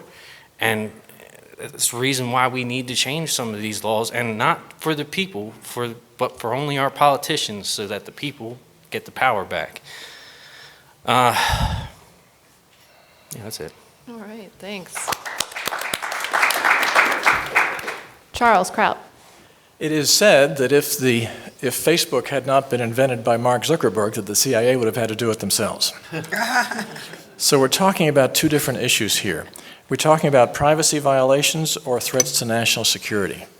Since I may be the only person on this panel who has had extensive access to highly classified documents, I can tell you that part of my oath, my two oaths, one to my support and defend the Constitution, my other one to maintain the secrecy of the documents that came into my hands, is one which must be held inviolate, regardless of the source, regardless of who it involves, regardless of the security of the country. I took an oath, and either I am worthy and do uphold that oath, or I am not worthy of my position and should be removed. That's true of our elected officials as well. So the question, the other side of the question is, did these people have access through their employment? Did they have a high security clearance which enabled them to gain access to these documents which they later released? If so, they absolutely positively must be punished for what they have done. If not, or if they coerced someone to obtain information for them, that too is a danger to national security, but it is in some respects protected by our First Amendment rights, in some respects only. Are we concerned about privacy rights or are we concerned about national security? We need to make a differentiation between the two. Thank you. Suriname, Moya Wasife Curry. Hear, hear. They are heroes in every positive thing that has been said. I am in complete agreement, so hear, hear, my brothers. I'd like to take the time to list 19 black folk that are political prisoners still. I'll put the link, so I'll just do a couple. Mumia Abu Jamar, a.k.a. Wesley Cook, former Black Panther. Dabert O. Africa Move organizer. Eddie Goodman, Africa Move organizer. Janet Holloway, Africa Move organizer. Janet Phillips, Africa Move organizer, incarcerated. Jamal Mawakwik Anthony Bottoms. Matullah Shaka, Black Panther Party and other organizations. Russell Maroon Shatuzi, since 1977. Sakara Akho, a.k.a. Charles Square, 19. Chuck Simmons, Africa Move organization. Michael David, Africa Move organization. Joseph Bowen, former Black Liberation Army member since 1971. Verons Browns Jr., former Black Panthers since 1973. Fred Mohammed Bora, former Black Liberation Army. Roman Chip Frysdale, former Black Panther. Rakhan Yik Magi since 1963, 1 year after I was born, so he's been in there 59 years. Ed Poindexter, former Black Panther since 1970. Cujo Subarutica, former Black Liberation Army.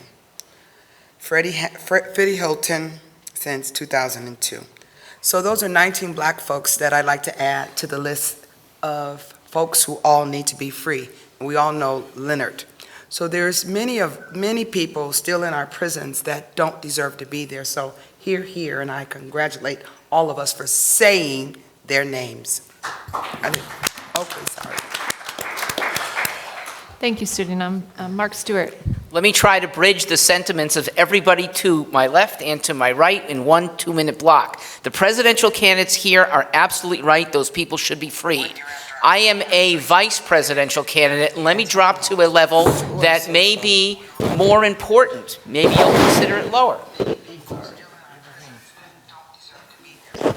Sorry. I blew it. I blew it, y'all. You got it? I'm just trying to turn it off. Thank you, Suriname. Mark Stewart. Let me try to bridge the Can you turn off? Okay, I am now. I'm so sorry. Can we turn it off, please? Can you turn it off? We need to turn the phone off. Thank you so much. Wow, Mark Stewart, you just heard yourself on live. Yeah, How was that, listening. huh? Look, Mark Stewart. Let me address, Technology. because I am the vice presidential candidate here, another ongoing crime by government, and it is far more widespread. The incarcerations of these men are horrible to them. Guess what's horrible to about 80 million people under 30? It is the Social Security trustees' just blatant abuse, and it should be criminal, of what we know is a bankrupt system that will never pay back the promises that you who are under 30 have been told. It is false, and they know it, and they perpetuate it in the name of who? Well, older people vote. You who are under 30 don't vote as often, so they pay more attention to you. Another near crime, Charles, pay attention, because it's constitutional disrespect every time that our Congress is in session, because they do spending that is not constitutional. Obamacare is not constitutional. Medicare is not constitutional. Virtually everything they do does not conform with Article 1, Section 8. We should be people who rein things in. You want to change the Constitution? It's doable. But until then, it's a very wise document that guides us well. And those in government service now who are abrogating those wise provisions should be considered criminals. Thanks for listening.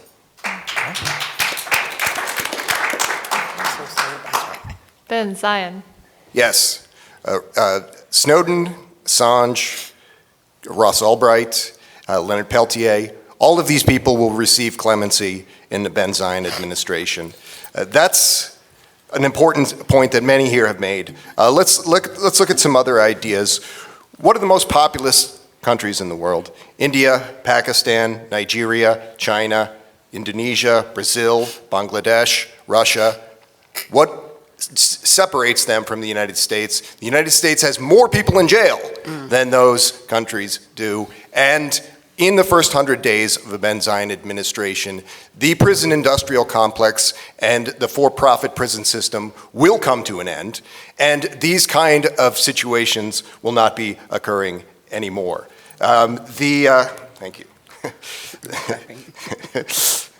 It's also a feature of the futurist New Deal that we will legalize sex work and decriminalize controlled substances. This is an important set of initiatives that has important parallels to these concerns. But the police state of these United States is not the only concern here. I believe that the truly reliable form of justice is economic justice. And that is why the Futurist New Deal is an economic policy reform ticket, and we will advance our basic income, which is a middle-class freedom dividend, and make all of these concerns a thing of the past. Thank you. Awesome. Thank you. Brian, Carroll.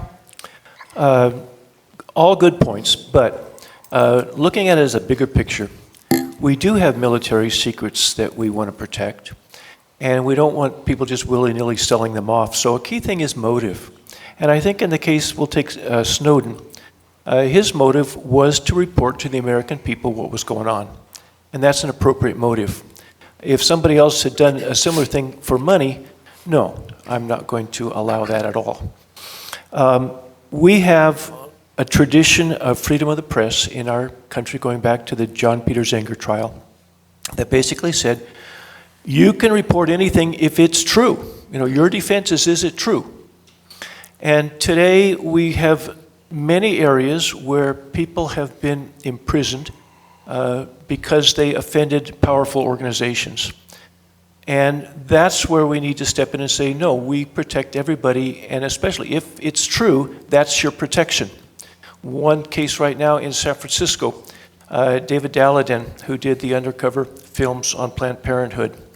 And the California law says, and it was designed to protect people going into slaughterhouses to report misuse there, and the law protects them.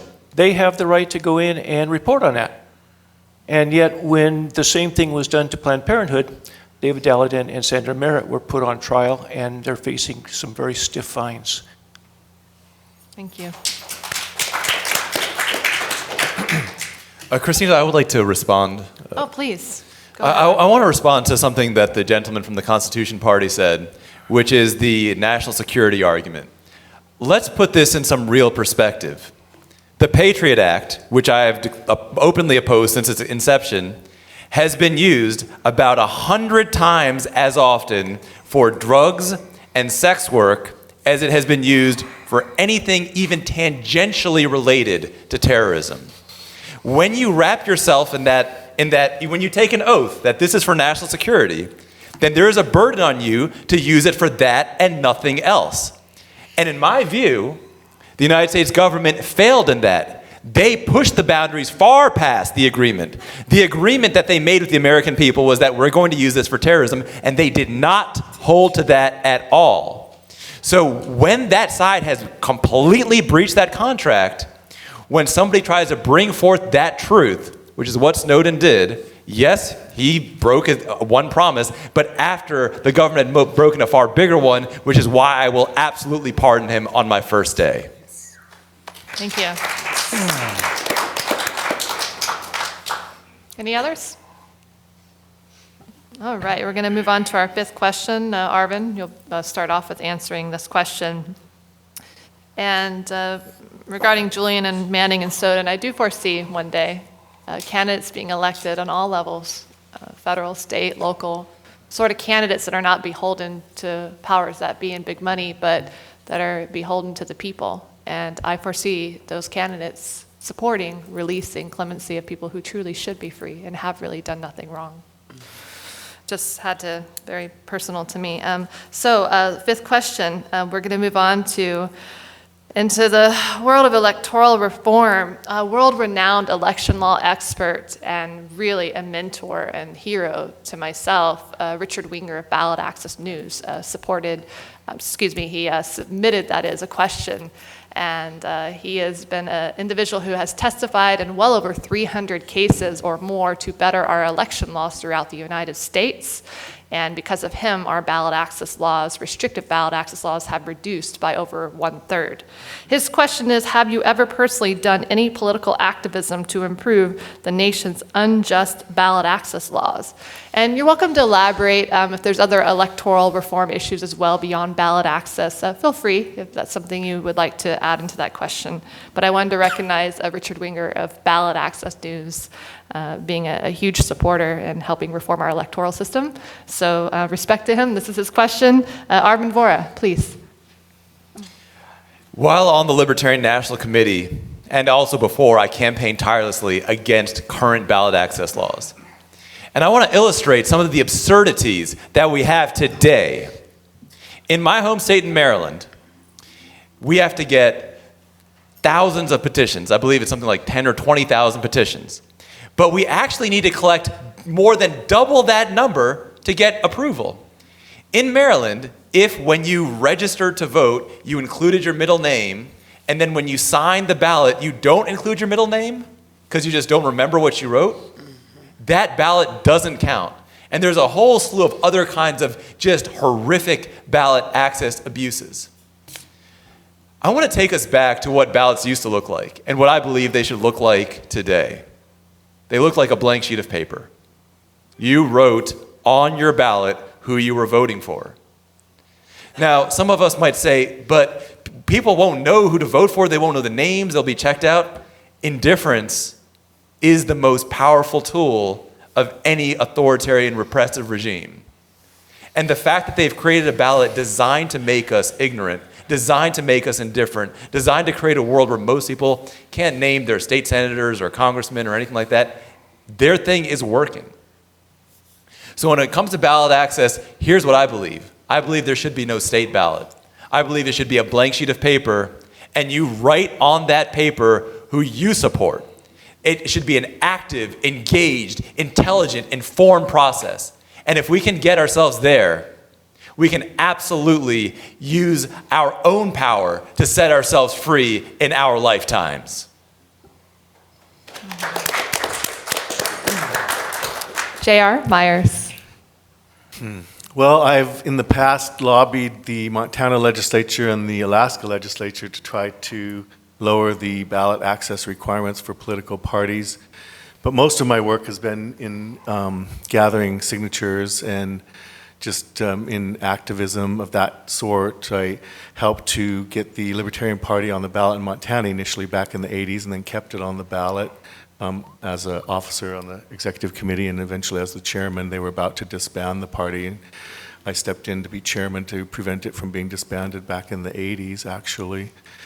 So, and then I also was involved with the Reform Party and had to go to court to secure some of the rights for the Reform Party in the year 2000 in Montana. There are a lot of issues that intersect with ballot access, and yeah, it's just a complex thing. But I've spent, gosh, since I was 17, I've been working on it, just getting people. The biggest problem is apathy, the apathy of the public. That's actually the biggest problem.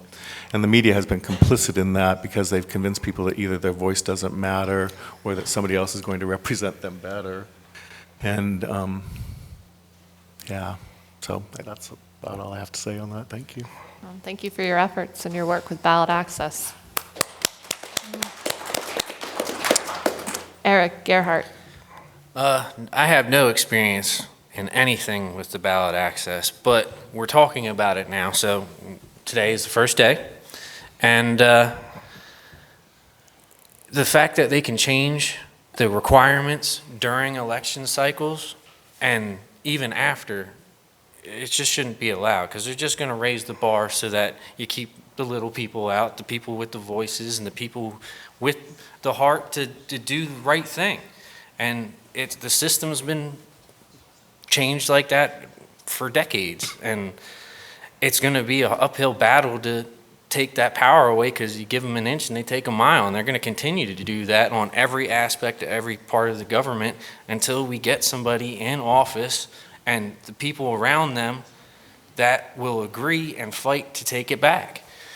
And we just got to continue on what we got to do, and the more people we get involved by speaking about it and bringing the topics to the light, like I said, we got our small little soapboxes. Everybody's watching online. Not all everybody here is watching this. There's thousands of other people probably watching this right now.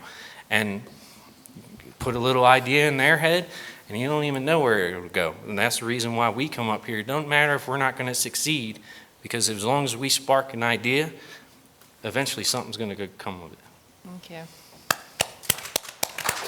Thank you, Eric, for being here today and learning from these individuals who have been throughout this political process, and with ballot access, we'll have a lot to teach you, and all of us, I can tell. Charles Kraut, please. Well, living in Virginia as I do, Virginia is a two-party state only and refuses to acknowledge that there is any other party. That makes it a little bit difficult. But I have had a little bit of experience working with some friends in the Republican Party to do away with what's called the Incumbent Protection Act. People who would be running against them in the same party would be chosen through a convention or a primary. That has been fixed, but it was the result of a great deal of effort. Now, it's appropriate for all of us to have an opinion and to be involved in this, but as presidents, of course, we would not be involved in in ballot access laws, because those are up to the states. And that's part of the genius of the Constitution in allowing the states under the 10th Amendment the freedom to choose many things on their own and to make each of the states an experimental laboratory whose results other states could emulate if they found those things to be worthwhile. And the combination of the various states working together and forming various organizations, alliances, and such to reform and to improve their own systems of governing is very, very beneficial. And as I say, it's part of the genius of the Constitution, so I'm very grateful for it. Thank you. Surinan Moya Wasifa Curry. The Green Party absolutely adores and loves Richard Winger. And being a Green for 18 years, he was one of the first person I connected with because of his immense knowledge and commitment to build a more perfect union. So as a Green Party member, one of the things you do is gather petitions. So I've been around our nation talking to folks, asking them to sign. So it's a part of my book and pick, I call it, showing up, asking folks to get us on. The second thing is that, third thing is that our campaign, Pseudonym 2020, conducted every Sunday in December an open book read. I don't know if you all are familiar with How to Become an Anti-Racist by Ibrahim Kendi. We all know our nation is not anti-racist, so one of the big challenges with redlining, voter ID, all the things that black folks and other folks have had to deal with is racism. So we are pushing our party to become the first anti-racist political party. The next thing is I've been a placeholder so we can keep ballot access for the state of Pennsylvania Green Party. Next one is I refer people always to Richard to quote him in articles and to get solid information. I share ballot access on my Facebook pages, on my social media to keep people supported, and I support the Green Party's ballot access initiative, help raise money, and I encourage you all to help get money so the Green Party can retain ballot access and then get other ballot access. So we're on every state in the union.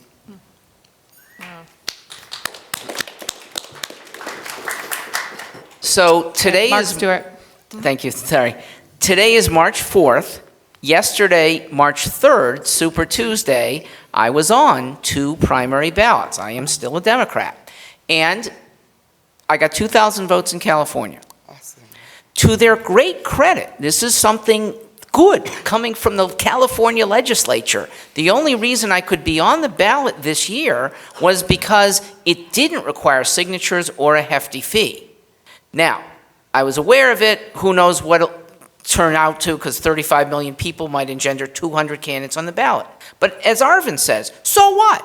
If you know who you want to vote for, you find that name just as you used to in an old phone book. It is not hard. It is not deleterious. Now, my preference would be to eliminate that petitioning system. Instead of 10,000 people that might be required, how about 10 who say something good about you? Because the reality of getting these petitions, and I got 8,500 over the last 2 years myself. So I've had a lot of experiences, and people don't really like being accosted in a parking lot, or even worse, a strange guy coming up to their homes. And look, when they sign, a lot of them don't really know you. You might be a creep, but they like open access. So it is a silly process. Being a placeholder is an unfortunate but necessary and silly process for small parties to do. We would be better off to take this California model. By the way, to, again, their credit, why did I get even 2,000 votes without even visiting California? Because California let position statements be in front of any curious voter. So I'm a libertarian within the Democrat Party. But it was a sign that there were a decent number of people within even that big bad party who had a liberty mindset and would vote out of the box for little Mark Stewart. Thanks to California. You're welcome. Ben Zion. Yes. Ballot Access News, Richard Winger, the Free and Equal Election Foundation, they've done incredible work on behalf of electoral reform. But as a techno-progressive, I'd like to maybe point to some other considerations. Is there anyone here who hasn't bought anything on Amazon in the last month? Anybody? Don't purchase. No, indeed. The state of cybersecurity today is such that we could have a blockchain voting system in every country, in every state as well, in these United States. We are held captive by a tyrannical duopoly that is holding us hundreds of years in the past relative to the state of technology and a better ordering of a civil society. And that is truly, truly unfortunate. I was raised in a family full of computer programmers. I have been BBSing longer than there's been a World Wide Web. I can't remember a time when I didn't know some hackers. And it's accurate to say that I've been a libertarian longer than I've been a capitalist. I want to remind all of the right libertarians here that e-governance is a stepping stone to this voluntarist or minarchist society that you envision. And if you don't support this kind of digitalization, I would say shame on you. You're living in the wrong century. We should imagine what the world looks like in 2100 and begin to create institutions that reflect what the world will be very soon. Thank you. Please go to benzion2020.com. Please go to transhumanist-party.org/membership and sign up today. Learn more about the future. Thank you.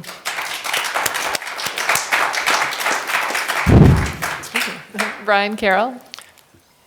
A key part of ballot access is increasing voter participation in any way we can.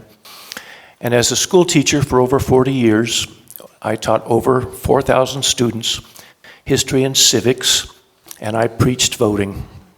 I remember back about 1980, there was a student named Martin who asked me in class, why had there never been a Mexican president or even a Mexican on our school board? And I told him it was on him. His generation had to grow up. They had to vote in larger numbers, and I lived to see him president of our school board. So that would be the first thing I would say. Secondly, as a journalist, mostly writing for the kind of paper you get at the market on the counter, but I have written over and over again through the years on topics of importance of voting and civics and participation, and always preached participation. That's the key thing. Everybody needs to get involved, and we need to open the system up so everybody can get involved.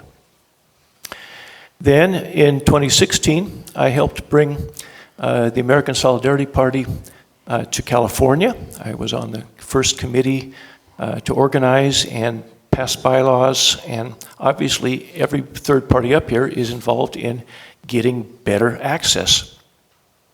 And then in 2018, I ran for Congress against Devin Nunes. He beat me, but we got our story in front of people, and it brought some people back in that maybe hadn't voted in a while.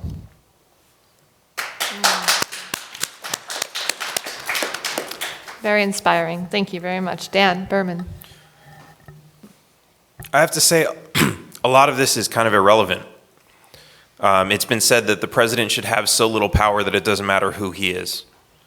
We're talking about changing election systems, which might change the results and the outcome, but ultimately it's up to us, the people, to recognize that we are free and we are individuals and we have rights that supersede any government power to take those rights away. We elect leaders and they pass laws, and we sit here when the police knock on our doors or pull us over while we're driving and say, oh, you didn't use your blinker when you made that turn, therefore we're going to extort hundreds of dollars from you. It doesn't matter how you voted. If we're sitting here and willing to accept that the government can extort us for these arbitrary rules that cause no harm to anybody else, consumption of drugs, sex work, all these other issues that people are bringing up here today, why is the government making these decisions for us? Why is the government telling us you're not allowed to do this? And why are we sitting here arguing over who we're going to pick to decide those rules, instead of saying nobody that we pick should be able to decide these rules? The government has a very limited purpose. It's supposed to protect our rights and resolve disputes between us. That's not what it's doing. And it's because the people are not asking it to do that. So we need to change what we're asking from government. And only then will government change. It doesn't matter what kind of election system we have. It doesn't matter who we elect. We need to change and recognize that we are free people. We don't have the right to tell other people how to live. We don't have the right to control other people's lives. And they don't have the right to do the same to us.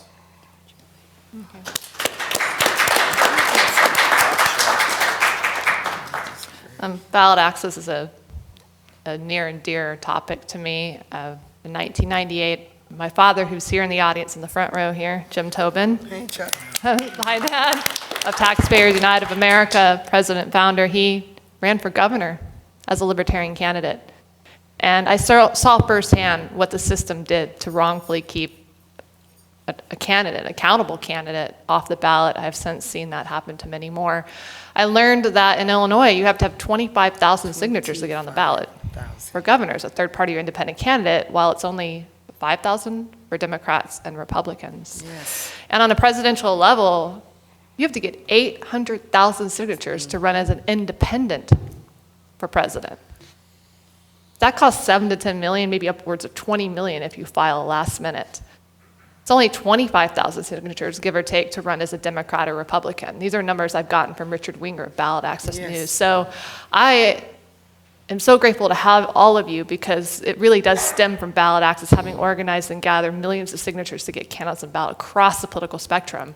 I knew there'd come one day where there would be a need for a platform like free and equal elections, more than ever, a platform that's for the people to help give more voices, more choices to the people. So thank you. It's nice to know candidates like that are out there, like you, because that's what keeps me going, that's what keeps the people going, and for the people on the live stream to see that there are so many more choices than what the two-party system shows us on their Commission on Presidential Debates platform, their DNC debate platforms, and and so on. So I just thank you so much for all of your great work. Candidates. Sixth question, J.R. Myers, real time we got on social media here. In light of the coronavirus crisis, quote, crisis, please share your opinion on mandated vaccinations and or other mandated medical procedures. So J.R. Myers, please. I'm against any mandated, any mandated medical procedures. I believe in informed consent and free-willed consent. So mandatory vaccinations are anathema to civil liberty, I believe. Why should the government have that power? I believe that they may try to use this fear to gain more control. That's what I fear, that they're going to use this coronavirus crisis. Let no crisis go to waste, remember? So I'm kind of apprehensive about some of the repercussions we may see from this pandemic that's just being realized in our midst now. So. Thank you, J.R. Eric Gerhardt. Gerhardt, excuse me. Well, with the coronavirus, I mean, how are we really supposed to know what the actual numbers are? I mean, multiple people die of the flu every year. Are they adding those numbers into there? Are the tests truthful? I mean, from what I heard, the tests are false negatives, so they don't even know if they have the right results. They don't know how many people there are. I mean, China's not releasing the actual numbers either. I mean, it could be like he's saying. It could be a national security thing. It could be just a big democratic scheme to tank the economy so that Trump doesn't get reelected. I mean, they could be playing a global scale game. I mean, that's probably what it's going to pan out to. I mean, but you address the issue as a president of the United States. You stand up, say there is a threat.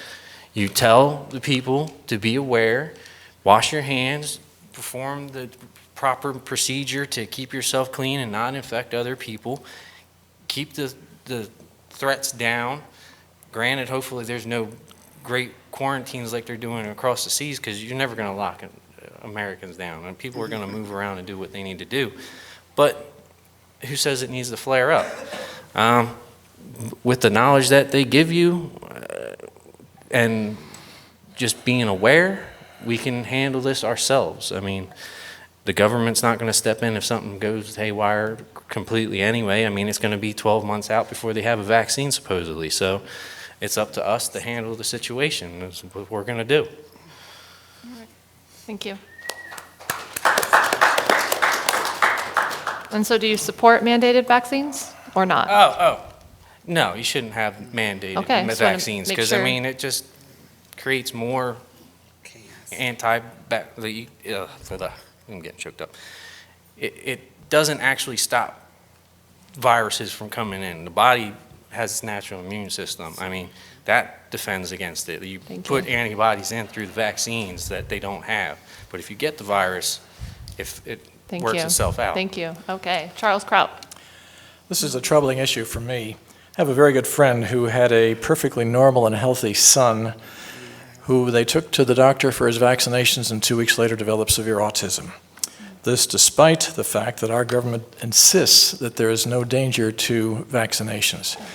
I watched a report from a conference on vaccination just the other day, and it was admitted that because of the many different types of vaccines in use today, the live, the dead, the so on and so forth, and the different preservatives and other compounds that are added into them to make them active at a certain period of time, there are substantial risks associated with them.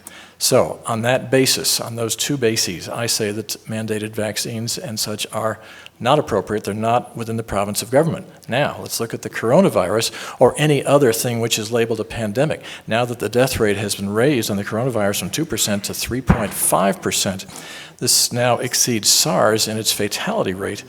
And the government is going to do something. And when the government does something, it's often the wrong thing. We got the Spanish influenza in 1918, 1919 because we brought the troops home from Europe, which killed millions of people. We can't trust the government to do it right. Look at the Diamond Princess. Look at the incident there. The first thing they should have done, not our government, but the Japanese, would be to remove all those people and isolate them instead of making that a petri dish for the spread of the disease. The other part of the question is, will the power that the government takes in addressing this crisis be sunsetted after the crisis is over? And that's always a threat. That's the problem with the Patriot Act as well. I totally agree. The Patriot Act is a disaster. And not because of the reasons mentioned, but also because of asset forfeiture. And that's a different topic, which I hope we'll address later on. Thank you. Thank you. Suriname, Moyawasife, Curry. Yes, please. Curry. All 50 states require that children be vaccinated in order to attend public school. I am one of those Head Start children that got every vaccination, and as an adult, I take every one, but nothing should be forced on anyone. People have a right to their philosophical and religious preferences, so I'm against forced vaccinations. That said, I take every one. It has not affected me, but I have experienced close relatives and friends, children have very bad reactions and consequences. So I was mentioning to Mark that polio vaccination has been very powerful and positive. So this is one of those honest conversations we just have to have. So if people have informed consent and people have a right not to. But there's a lot of science and technology that we can use now to advance our understanding about dis-ease and issues. We cannot pretend that this will not hurt people. So what do we do as Americans? We should have this honest discussion about the good, the bad, and what we do know and what we don't. Transparency.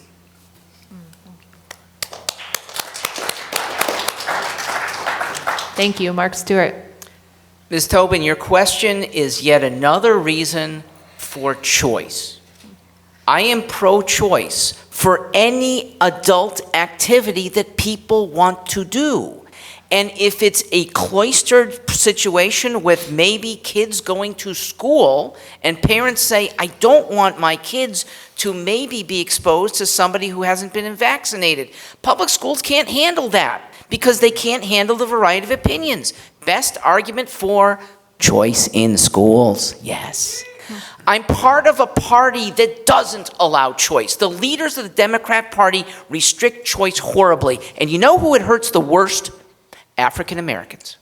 Look at how many stupid policies the leaders have made. They big on drug laws that create mass incarcerations and a military, really a prison industrial complex that keeps incarcerated, often black people in prison for no good reason for far too long. They perpetuate a social security system. You should be able to choose out of it. But no, we are stuck with it. And who's the worst?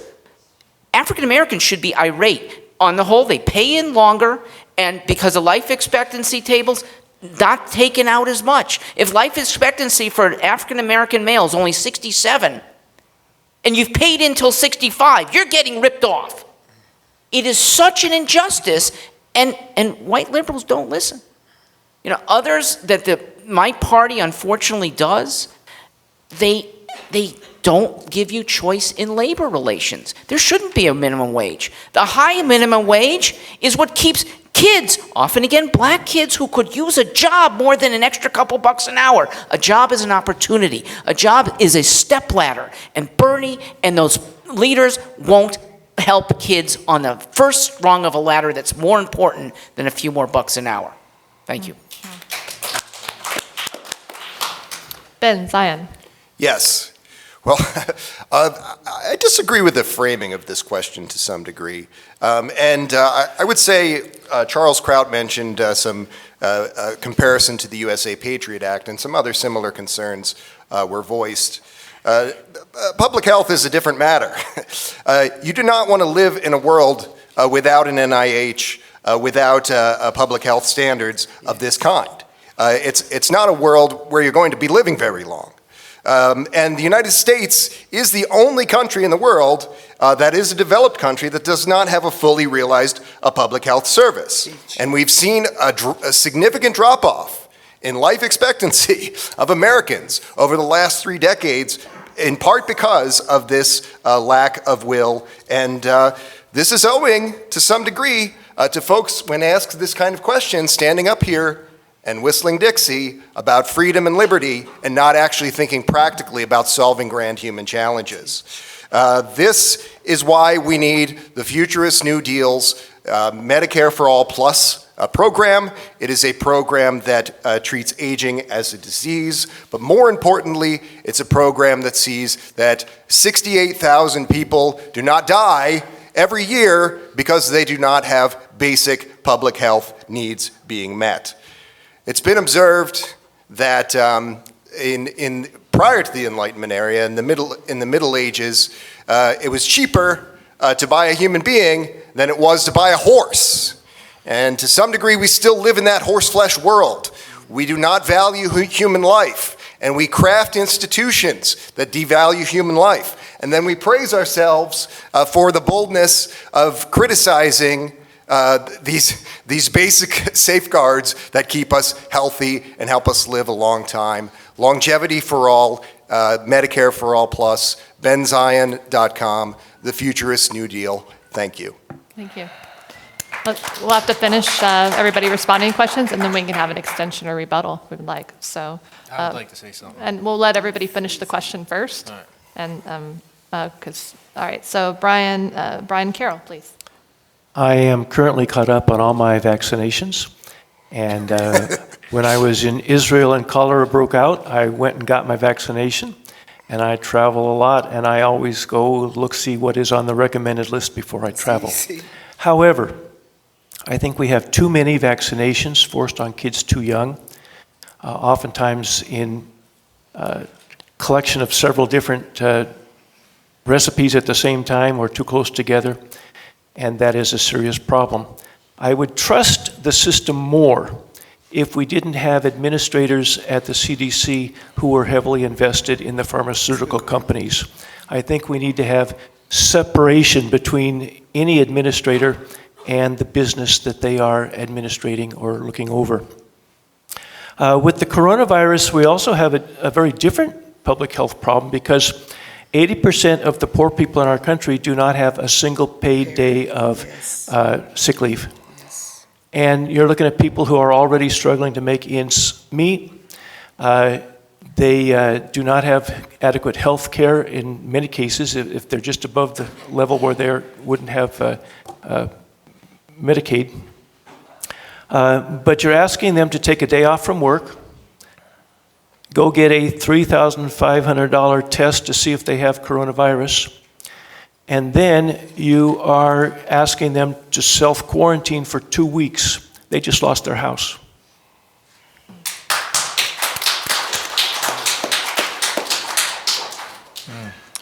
Dan Biermann.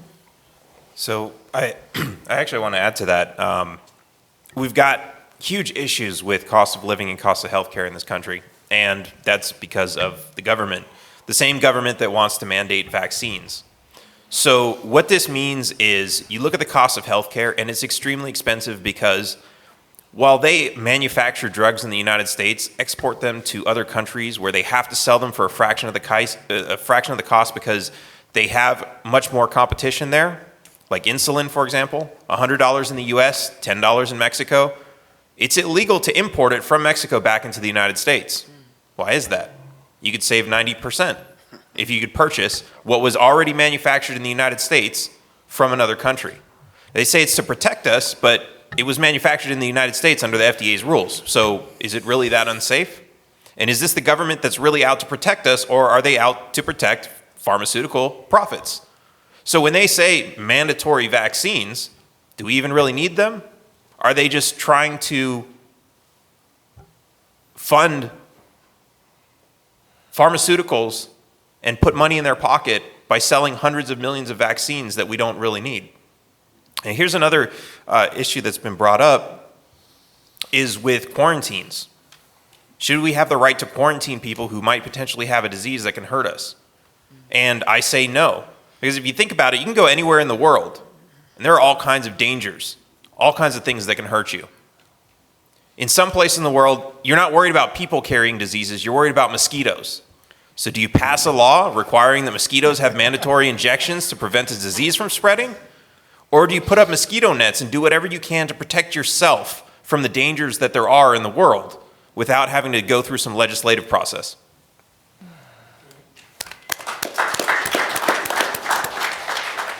Arvin, Bora. How in the world does a measles vaccine protect you from coronavirus?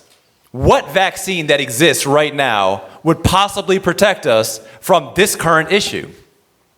Fear makes people irrational. When we were attacked by agents in Afghanistan, the government's first step was to attack Iraq. And we're seeing right now the medically stupid equivalent of doing exactly that. When it comes to mandatory vaccines, first of all, that's just a violation of a person. You're injecting a person with a dangerous agent. Now, I choose to accept that risk. I've studied it, I take the risk. I understand that there's a risk. But today, agents of the government will tell you that there is no risk.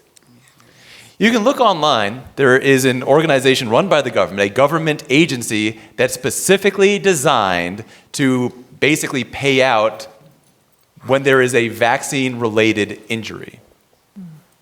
It's not a zero-risk proposition at all. And to force somebody else to take on a health risk is absolutely unconscionable. Here's the thing about vaccines. Either they work or they don't. I believe they do. So I take them because I know that a functioning vaccine will keep me safe from whatever disease that I might face. That's how a vaccine works. If Dan takes a vaccine, that doesn't make me safe. Now, it's true that if everybody in the whole world except for myself took a vaccine, then I would be shielded. But it is not their responsibility to protect me. It is my responsibility to protect myself. So I absolutely oppose every form of mandatory vaccine, every vaccine mandate of any kind. The government in pushing this is absolutely violating your natural self-ownership and your sovereignty, and I absolutely stand against it. Thank you. And now we may elaborate if anybody has. I guess, JR, go ahead. My question is, what will be the penalty for failing to comply with the vaccinations? And what are they going to do when it starts spreading amongst the homeless in California? Are they going to round them up and put them in incarceration camps? I mean, that would be the pattern of the historical pattern, wouldn't it, for that kind of perceived threat? So I really am concerned that they're going to use this so-called crisis to further erode our civil liberties and to start mass roundups of people if it increases, if it escalates. And I think that the advent of a vaccination will just embolden those government officials to do that. So that's my greatest fear, honestly. Anyone else? Yeah, please. I do. If anybody. Yeah, I wanted to say some things. Please, I think Mark was next. And then Yeah, I twice heard Medicare for all. And I have to say, if you care about people's health. You do not want big government involved. What has big government done well? They mess up almost everything. Medicare for all cannot last long. Now, many people think it's almost a plot to move us to single payer. Okay, as doctors leave, as people get in longer and longer lines for needed care, we're going to say, oh, I guess single payer will do it. Single payer is horrible, and we have it now. Charles, Adam, any other veterans here? You have the VA, which you know to be ones whose motives are not to necessarily care for you. They let people die. They let people be on way too long wait lists. When big government is involved, it doesn't work well. Once again, choice. And when Bernie says, but it's good for everyone, it should be good for those who want it and otherwise opt out. Want to be alive. Thank you. Welfare can care for it. Private Please, welfare. Brian. He asked if anybody liked their Medicare. I'm on Medicare, and I like it. I believe in single payer. No, I had good health insurance all the years I was teaching, and when I retired, I went on to Medicare. I have the Medicare A that I have because I paid into it all those years, and I like it. I purchased the B because it's required by law to purchase it, and it's served me well. I have elected to buy D and F, which I think even when we get into Medicare for all, there will still be the need for better policies for those who can afford it.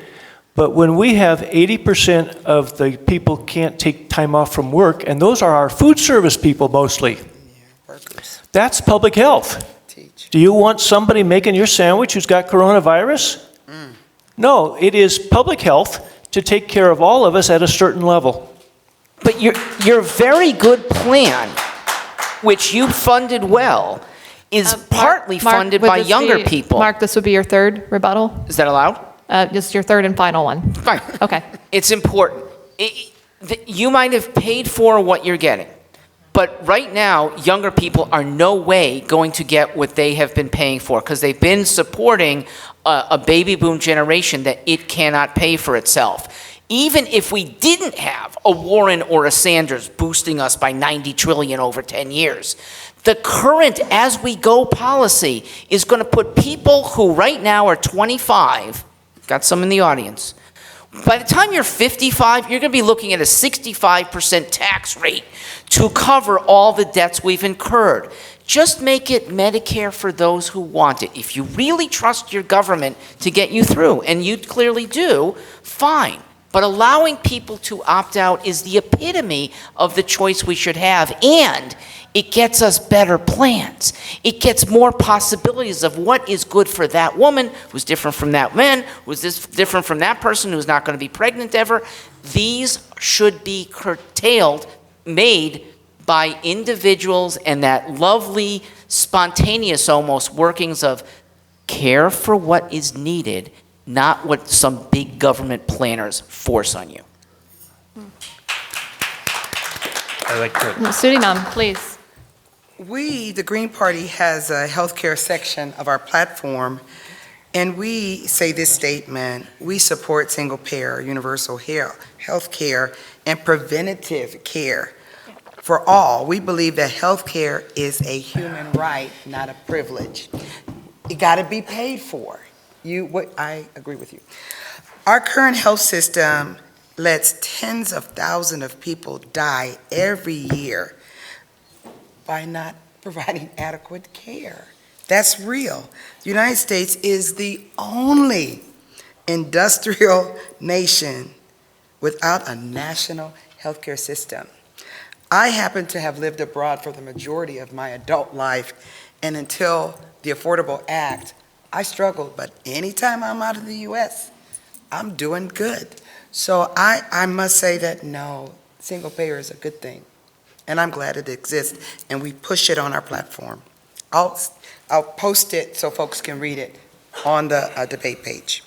Thank you.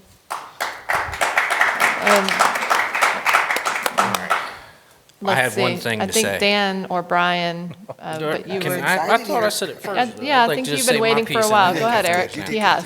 Please, So, Eric. Thank you. my cousin also became autistic when he was 3 years old, and my doctor is a neurosurgeon, and he believes it was down to him getting the MMR vaccine, which MMR is measles, mumps, and rubella. 6. And rubella, it was a disease that people got in the 60s and 70s that caused them to lose their child. It was only about 60 to 100 people a year would lose their child to it. It's almost a non-needed vaccine. Plus, they give them in the threes. So there's been studies that if you take them one at a time over a few weeks, the effects aren't so much because you're not putting so many heavy chemicals right into your body that you get the lead poisoning that causes autism in the brain. Mercury. It was close. But there's simple steps that could be taken to spread it out a little bit farther. Granted, the only reason they're bundled together is so that the pharmaceutical companies get to charge 3-4 times the amount that it actually costs. Thank you so much for that. Anyone else? Let's see, I think we were probably Dan, then Brian. That works? Okay. So I want to address two things. One is healthcare. Healthcare, yes, it's a human right. That doesn't mean that somebody else has to pay for it. It doesn't mean zero cost of acquisition. It means if there's a doctor here in the United States and they came from Japan and they're not licensed in the United States, you should have the right to go to them for treatment. But it's the government who tells you, no, you can't see that doctor. It doesn't matter how qualified they are in another country. Then I also want to address that the cost of Her turn. Just a moment. the cost of living. We talked about having to take a couple days off of work and losing your house because you have to take a couple weeks off of work if you're sick. That's not part of the human condition. That's not part of the human experience. That's something new. Go back a couple thousand years where people really worried about, oh my God, I'm going to have to take a week off of work. I'm going to lose my house. No, this is all a system that's put in place by taxes and regulation. You look at your rent, if you're just renting a home, 20 to 50% of your rent is going to taxes. It's going to the government, and we complain about the rent being too high.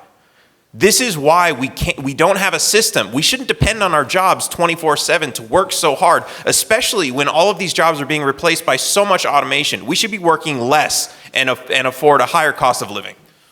Thank you. And Brian, thank you for waiting. Yeah, we have just uncovered the major difference between the American Solidarity Party and the Libertarian Party. Because the American Solidarity Party believes that there is a proper role for government. Yes. That some things are done better by government, some things are done better by private industry, some things are done better under individual initiative. But public health is public. And you don't want the people who are serving your sandwich to have the flu. Any kind of flu. And when we have the only industrialized country in the world that doesn't have a government health care, and somehow Germany has been able to keep it solvent since Bismarck, I think we can do the same thing. Please, Arvin, this is your third and final rebuttal. First of all, Germany and France can do that because we are paying for their military. We are giving them military welfare. The second thing is, right now, the government is massively driving up the cost of healthcare. Today, the best doctors from Japan, Switzerland, and Germany are not allowed to practice medicine in the United States, thanks to your government. Today, a drug, after it has already been completed, is often left on the bench because it's not worth the drug company effort to actually go through those final trials. These are drugs that work, they just don't have the money, and they don't think they're going to recoup their losses. Right now, thanks to your government, you cannot buy medicines from overseas. In the 1950s, when the government was a little bit smaller, normal people had doctors come to their house. Where the government has gotten involved, the price has gone up. Where the government has been involved, for example, with EpiPen, the price has gone up from about $100 to a few $100s. Where the government's a little less involved, like with LASIK, the price has gone down from tens of thousands of dollars to a few $100s. Getting the government out of healthcare will make it lower cost and actually affordable to all Americans. Thank you. Charles, you're feeling a little left out there, huh? Just a little. Please. Now, I thought I'd mention a couple of books that I have read recently. We talked about, a long time ago, about mortality rates declining in the United States.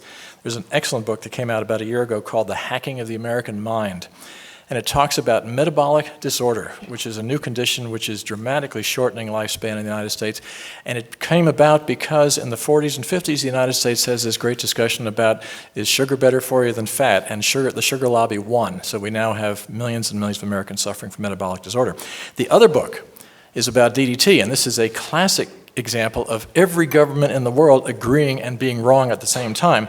If you remember, Rachel Carson, 50 years ago, Silent Spring. There's a book out now, it's been out about 3 or 4 years, Silent Spring at 50. DDT was banned worldwide because it was considered dangerous to human health. 50 years later, research has proven conclusively not one human being has ever been harmed by DDT, but tens of millions of people have died horribly because there's no substitute for DDT. Thank you, governments.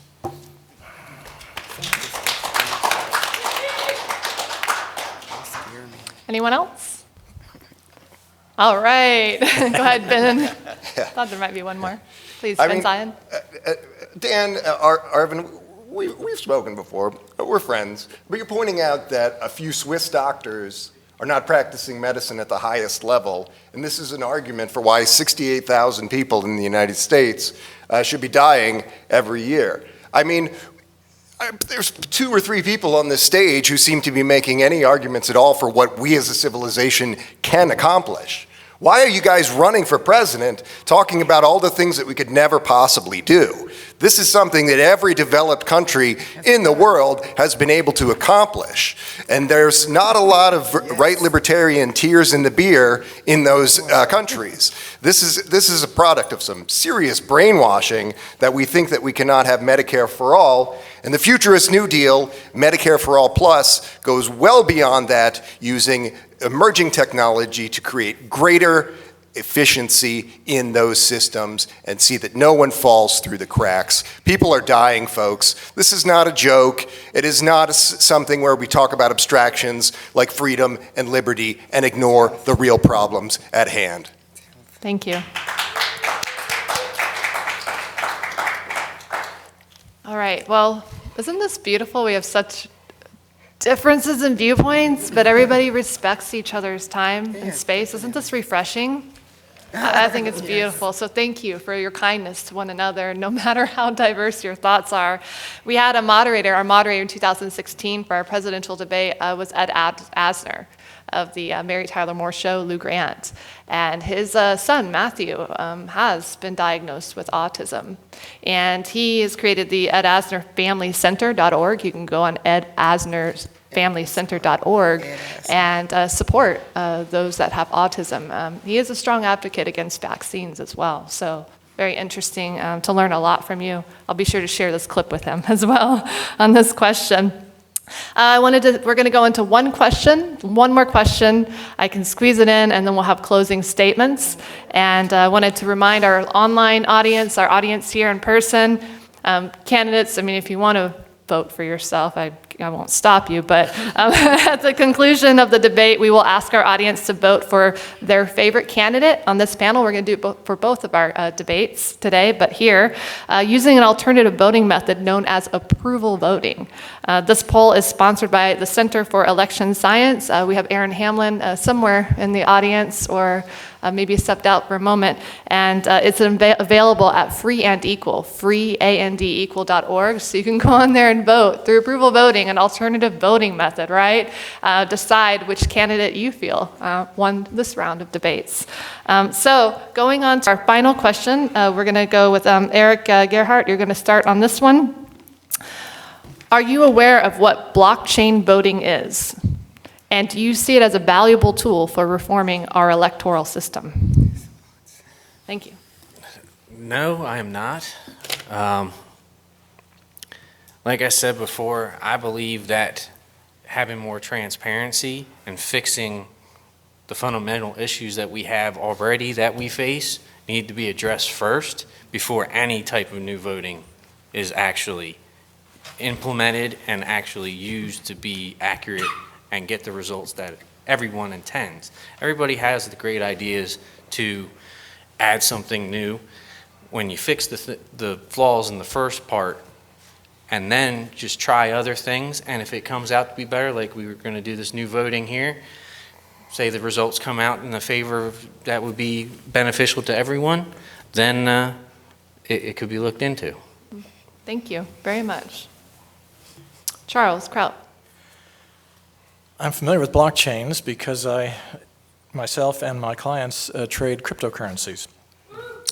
It is a very valid method of doing certain things, but I believe not nearly as many things as people claim they can. Again, it's something where the technology will settle itself over time. My other concern, though, is that, all right, if we have blockchain voting, that means that we're still going to have polling places where your ID has to be verified so that you're only voting on the blockchain once, because there are so many people in the cemeteries who, as soon as they die, turn Democrat. We need to fix that somehow, and that's been a very, very long history. Or there's the vote early and often movement, which is really coming about in Virginia right now. Or the no photo ID required to vote.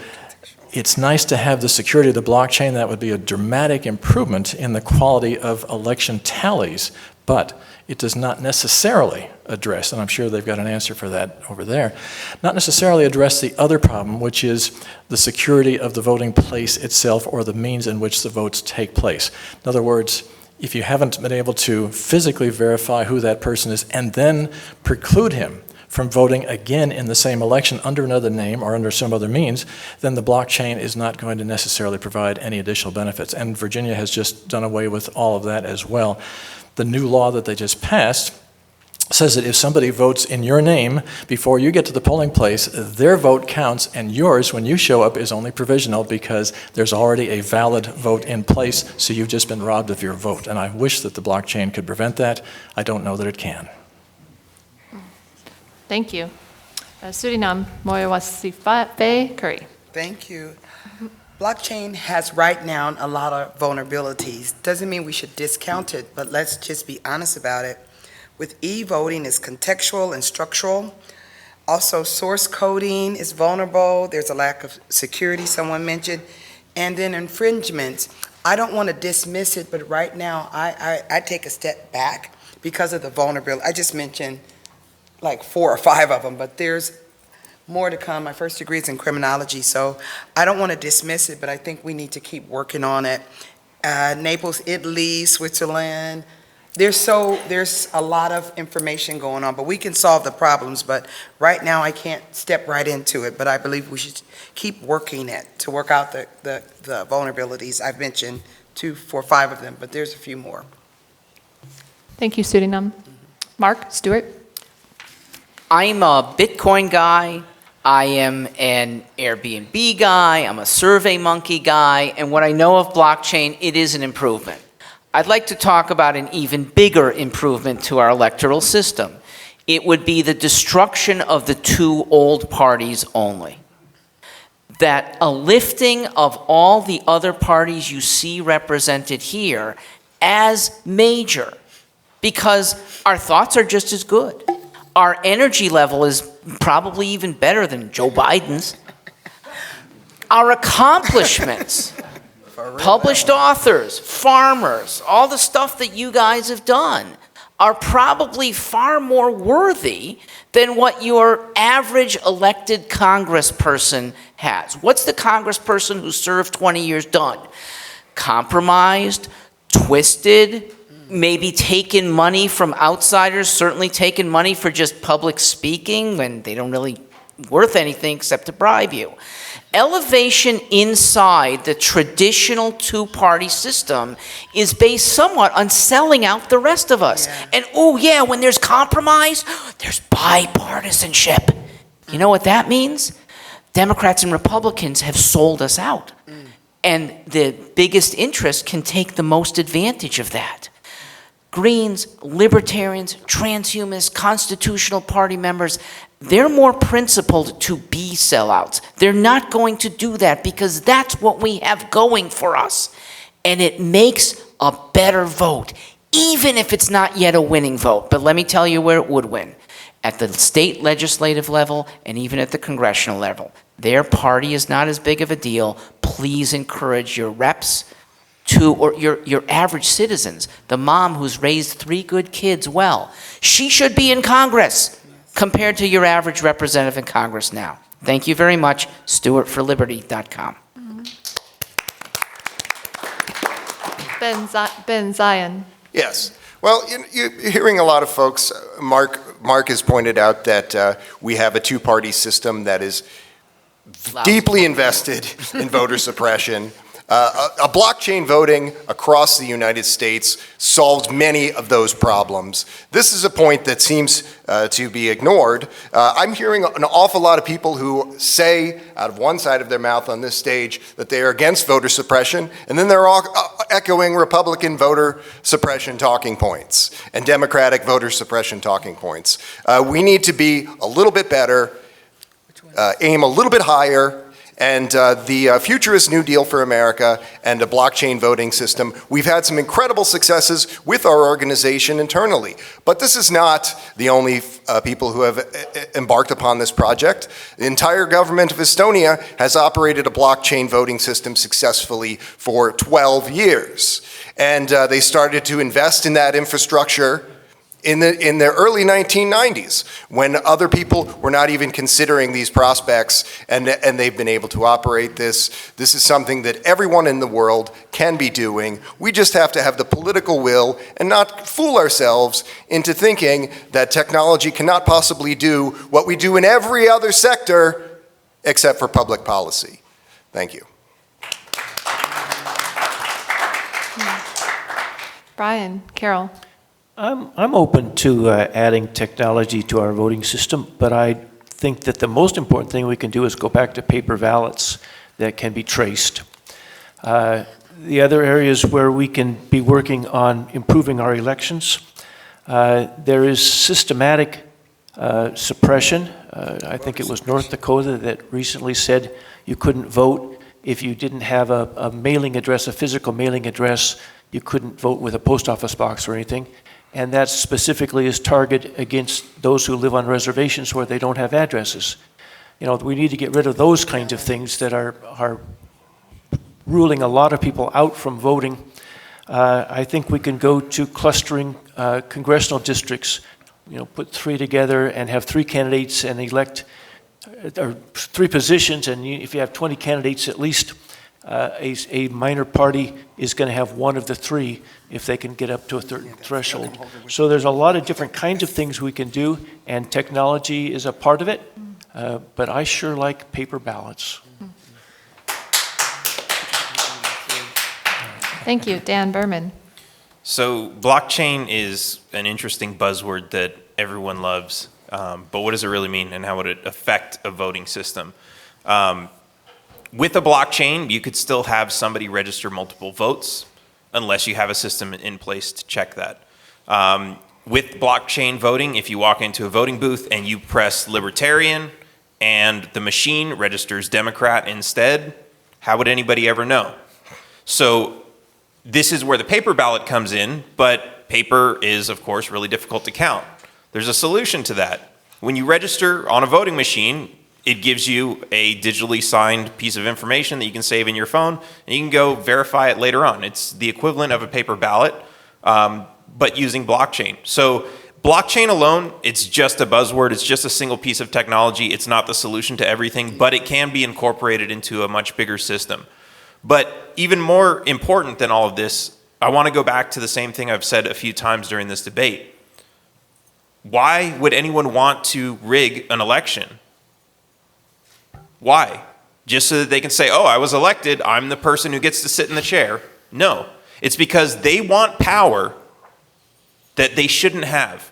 They want power to steal from us through taxation. They want power to control us. They want power to sell to one corporation that they will ban the sale of another corporation's products. They're creating monopolies. They have the power to create monopolies and steal from us and oppress us and abuse our rights and take away our freedom and our choices. And this is the most important thing. We need to reject that idea of authority that we're giving to these politicians with the trust that they're going to do the right thing. because they have a terrible track record of doing that.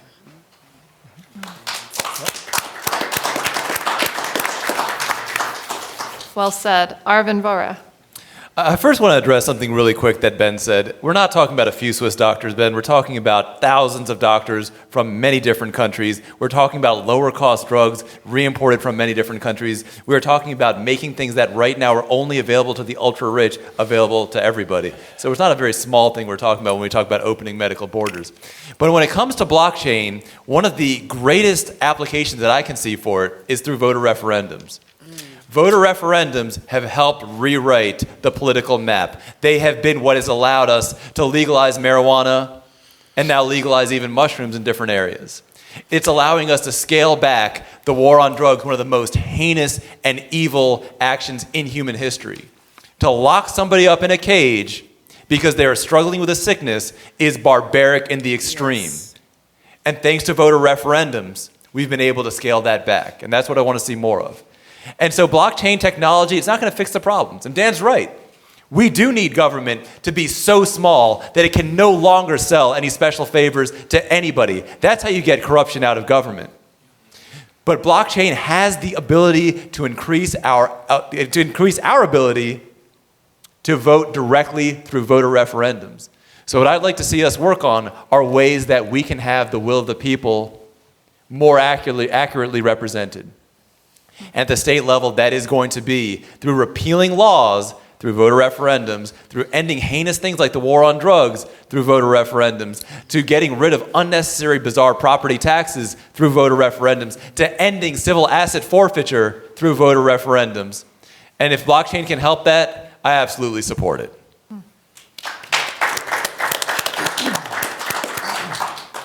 J.R. Myers.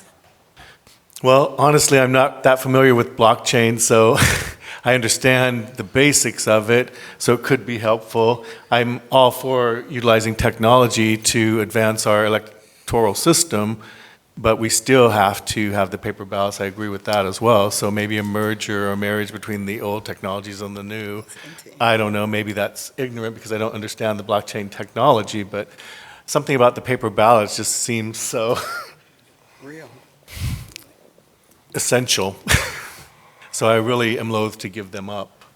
Or, well, I want to bring them back, actually. But I don't know what the question is. Ultimately, is it to increase voter participation? We could do that with mandatory voter laws, like the Australians do. I don't know if that would work either. Most people aren't voting because they don't think their vote matters, as we've talked about before, where they're frustrated they're not able to cast the vote for who they want or what they want. Maybe this blockchain thing would be good for referendums and things like that. But the people have to be convinced that their votes actually do matter and that, you know, they're going to elect leaders that are going to represent them with fidelity. And that's what we're lacking, is that confidence. We've lost confidence in our institutions, all of our institutions really, but certainly our election system and our political system. So we elect people, then they govern the opposite of what they promised during the election campaign. So, yeah, it's a deeper problem than just technology and access to the voting system. It's about the heart and motivating people with the right motives and getting them out there to actually reclaim, as we've talked about tonight, reclaim the system. Thanks. Thank you, JR. I certainly sense utmost fidelity and heart from every single candidate on this panel here today. So thank you for that. Eric, please, Gerhardt. Oh, you already went. I finally made an error on that, so it's going to happen after 3.5 hours. So we're going to go into our closing statements, and there'll be 2 minutes each. And then I'll do a closing statement. And again, urging people to go to freeandequal.org for that approval voting poll if you have a candidate here in mind that you want to vote for, and also in the audience as well. So please, Charles Kraut with a 2-minute closing statement for each candidate. May I use one of my rebuttals for an extra minute? Okay, never mind. Yes, actually you can. I already went with that flow, so okay. Yes, you may. Mm-hmm. Thank you, all of you who have participated, those who have invited us here, those who are involved in this. This is a very important format, an important venue. I appreciate the enthusiasm, the ideas of all those who have participated in the debate today. All of them are worth considering. I will mention that what has not been said in this debate so far is that, contrary to popular opinion, the United States is not and never has been a democracy. It is a constitutional republic, and I will speak in its defense. And I will ask you, again, I have lots of information on my table on the table outside. Please help yourself to it. Also, if you would, please visit cwk2020.com. That's my website for the campaign. I believe in America's potential.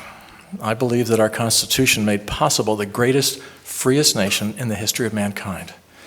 The founders left it up to us to decide whether we would be grateful for the blessings of freedom and work to preserve and protect them, or whether we would succumb to human nature and allow freedom to fall through our apathy and indifference. The United States has abandoned the constitutional path and pursued instead of the path of progressivism. Since the progressive movement began to gain traction a century ago, many of our freedoms have been lost. Our natural rights given to us by God have been replaced by human rights given by government and subject to repeal. I am certain that there is still time to regain our freedoms if we will work together to save our constitutional republic.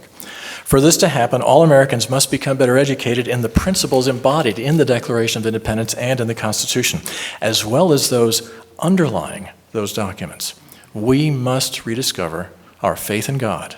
We must become a nation of honest, moral, upright citizens who willingly fulfill their obligations to our families, our communities, and our nations. We must live worthy of citizenship in this great republic. We must also recognize the evils of progressivism and all the other false and counterfeit philosophies being forced upon us as a means of robbing us of our freedom. You and I are in a unique position in the history of mankind. We can continue to witness the demise of the finest government the world has ever seen, or we can become responsible citizens doing our best to accomplish a magnificent goal.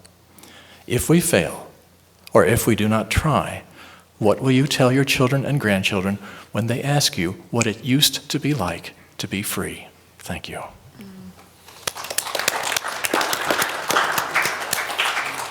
Thank you, Charles. Suriname? I like to thank the timekeeper. You did really good. Yes. Thank you, because I was getting a little confused. I appreciate the gentleman that helped me get on the stage. March 12th marks ADA, American Disability Rights Enactment. There's a classic picture of folks disabled like myself, left wheelchairs and walkers and all kind of stuff, and crawled up the stage. Laws help Americans be better. So I believe that laws can help us all be better to move toward that perfect union. I also want to show appreciation for the organizers. I got scared a couple of times up here, but it's a safe place to be scared and to disagree. I didn't know I could do all of this. Thank you. But the Green Party in Germany allowed everybody to be at the table. Some folks, fortunately, thank God, the Pelophones people, dropped off. But in building a better world and a better nation, we have to listen to everybody. And that's what's not being done in our democracy right now. Truth, knowledge, and reconciliation must happen. I can't sing the song of goodness about our Constitution because I was not considered a human being. So some of this stuff, let's just get real. It could have been okay if everybody was presented as equal. So we have to be honest about the doctrine of discovery, about the take of the indigenous people's land and the use of black labor. Reparations is critical. I look forward to you all joining the Green Party so you can vote for me to get the 15% to be on that debate stage, begin with and against pushing the corporate-funded folks. Suriname 2020. Thank you, Americans.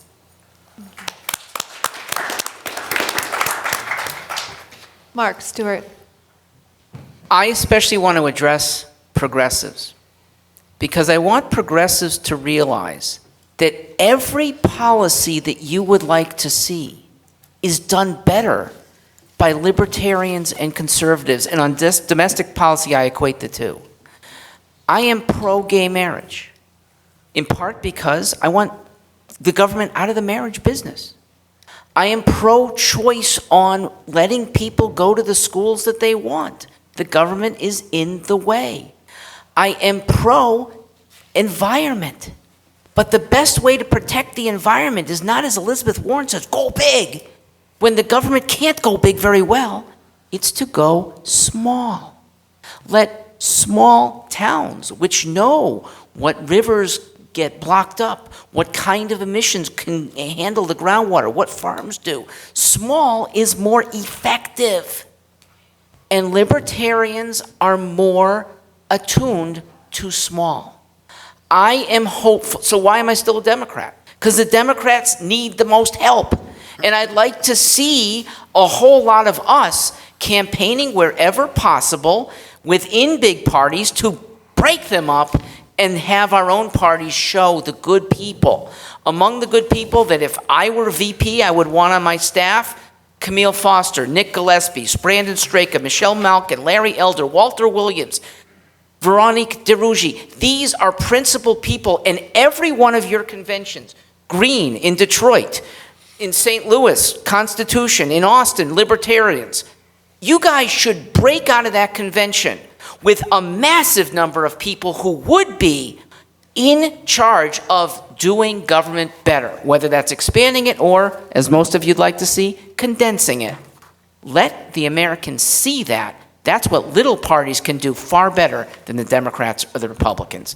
Thank you very much. Thank you. Ben Zion. Yes. These are incredible insights that we've heard tonight, and something that we've heard time and again is we should do more with less. But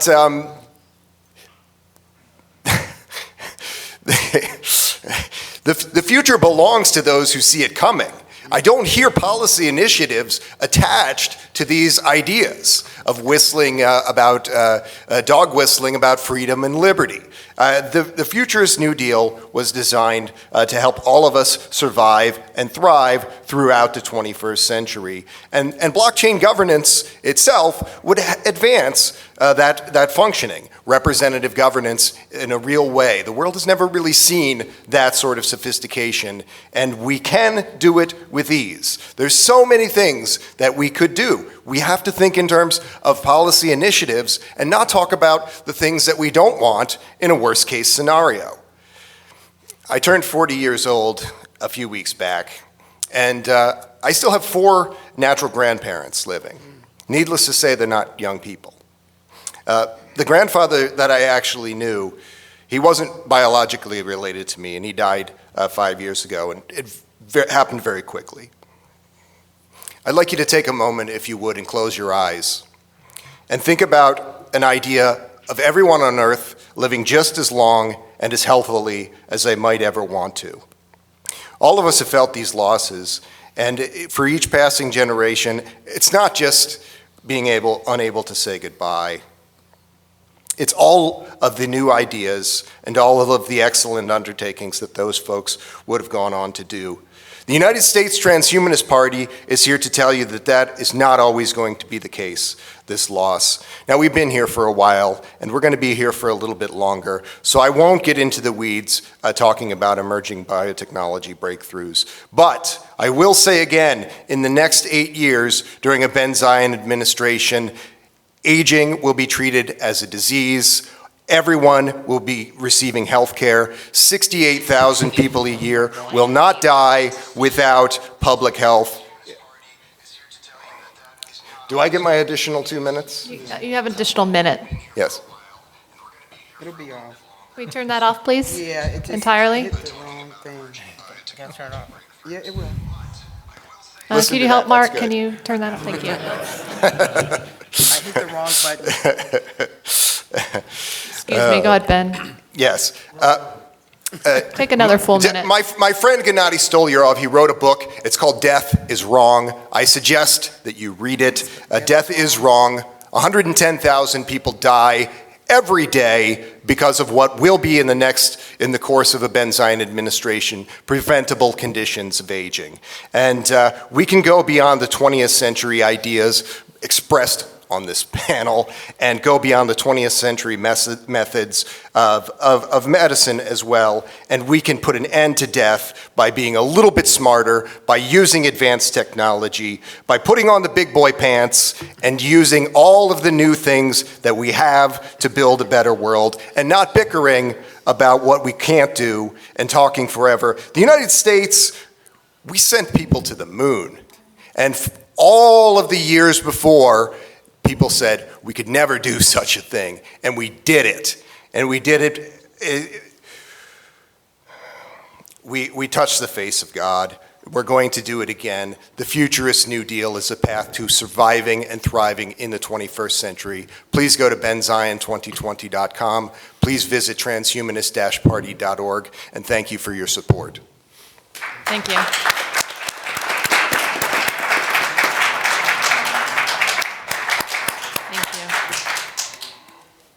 Brian, Carroll. I want to thank everyone who is here and everyone who is participating through the web. The key word for the American Solidarity Party is life. Life begins at conception, but it does not end at the border, nor should it end living on the street. There are a variety of threats to life. Climate change is a life issue.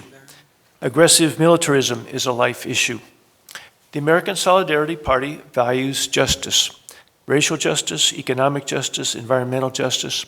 Social justice, by my definition, is people who have voice and privilege, using their voice and privilege for the benefit of those who don't have voice and privilege. And in our society, nobody has less voice or privilege than the preborn.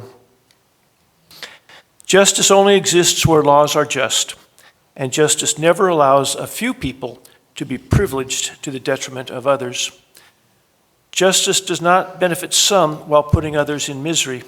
Examples: private prisons, price gouging for pharmaceuticals or health insurance, debt bondage for students, arms manufacturers, big abortion, and any activity that warms our climate. In the United States, both major parties defend the continuation of these injustices because they depend on the patronage of those who benefit. We can do better. My website is briancarroll.life. The keyword is life. It's also the domain name. Thank you. Dan, Biermann. So this idea that government policies are going to make everything better for us. Imagine a car. You're sitting in a car and you're driving, and you've got the parking brake on. That parking brake is government policy. Now the idea here is, well, the car can go faster if you press the gas harder, but that's going to have some cost to society. It will also go faster if you take the parking brake off. That's the idea of freedom. It works. We've seen it work. We've seen it demonstrated around the world many times. The government keeps track of how much money it has in circulation. In the United States, it's $3.5 trillion. That's a lot of money. Every year, the local, state, and federal governments will steal from us $7.5 trillion. More than twice the amount of money that's in circulation. On top of that, they've got a $24 trillion debt, which is more than 7 times the amount of money in circulation. They claim that we owe this money to the banks that they borrowed it from, even though they borrowed it for programs we will never get to use. We have to understand these are our lives to live. And when government comes in and tells us how to live our lives, we're not living our lives anymore. We should live our own lives. We have a lot of policies here talking about healthcare and extending life. Would you rather die young and happy or old and miserable, knowing that everything that you worked for has been taken away from you all along the way? Knowing that you've had to work so hard your entire life, you never had time to spend it with your family.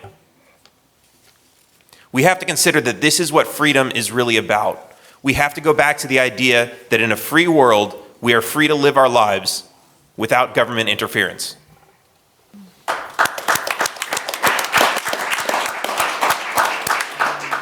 Thank you. Arvin, Bora. As an educator, I've seen the most damage done to children in this country comes from government schools. And when I encourage people to homeschool, as an educator, when I work with them, they express their fears. Their number one fear is, I can't do it. I can't teach my kid at home. When the reality is that with 15, 20 hours of homework a week, you already are teaching your kid at home. You're just doing it with somebody else's broken, backwards curriculum. And when it comes to voting for third parties, the number one fear is, I might waste my vote. You already have been. Whether you voted Democrat or Republican, you've been sending our young men and women to pointless, endless wars that do nothing but create enemies. I'll end those wars, shut down foreign military bases, and bring the troops home. Whether if you voted Democrat or Republican, you voted for the immoral and heinous war on drugs. You voted to lock people struggling with a health issue into government cages. I will end that practice. I will use pardons to end the war on drugs. Whether you voted Democrat or Republican, you voted for the FDA, which has made medicine more expensive, more unaffordable, and put us 10, 11 years behind. Because that's how long it takes to get something through FDA approval. We are literally, to speak to Ben's point, right now living in the past thanks to the FDA. I want to speak briefly to the Bernie supporters. You want the same thing that I want. You want college to be affordable. You want to end student debt. Your way has been tried. Government involvement in education has raised the price of college. My goal is to end government involvement in higher education and force colleges to go to lower prices so that student debt will be a thing of the past. We can keep on trusting government out of fear, or we can trust in individuals out of hope and out of our belief in liberty. My website is votevora.com. If you support us there, you'll be getting this message out to many people across the country. And if you want to learn more about our platform, it's lp.org.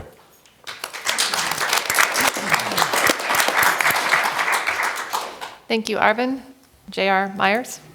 So I believe neither government nor technology is going to be the answer for all of our problems.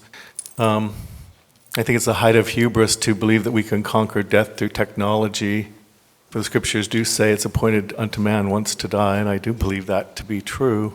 So I don't see anything coming down that path, but I think that we can align ourselves according to issues, and so that no matter which party we belong to, we can certainly, I find tonight from the expression of the views, that we can align on different issues as needed. Political parties are really tools, or should only be tools. They should not be other idols, I guess. That's what I'm talking about here. We should cast down all the idols, shouldn't we? Yes. And free our minds from these tricks. But, you know, if we don't do it, no one's going to do it for us. So we need more of these types of debates. We need free and open elections. Yes. We need to keep squawking, keep making noise. Do not be silent. Do not sit back. Do not fall asleep. You know, don't give in. Don't give up. We have to keep going. What else is there to do unless we're to be slaves?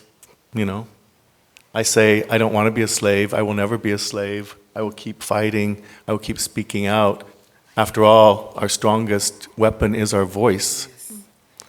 So I just would encourage everyone to keep speaking to each other, speaking truth to power. Do not remain silent. Do not fall into silence. Do not fall into despair. We need hope, and we need vision. And that vision will come through these types of public debates. You know, this is where we will refine our ideas. Yes. We don't have to assassinate each other's characters or impugn each other's intelligence or demonize each other. I want to restore civility and to restore the republic, and that's the lifeandlibertyparty.com, johnrichardmyers.com, M-Y-E-R-S, johnrichardmyers.com. Thank you. Thank you so much. Never give up, right? Never submit. All right, Eric Gerhardt. I believe in the Constitution wholeheartedly. I believe our forefathers bled and created something very beautiful that multiple people, millions, have fought for and died for, that shouldn't be given up, ever. Because we will never have a most perfect agreement of men of both sides to drive us forward. It's not perfect. Nothing's perfect. But just like I came up here scared, I had mistakes, I'd rather come up here and make mistakes and fail and be better tomorrow, as everybody across America should try and fail. You'll be better for it. As long as you want to do better, that's all that matters. And that's what America should be, and that's how I feel. God bless America. Come on.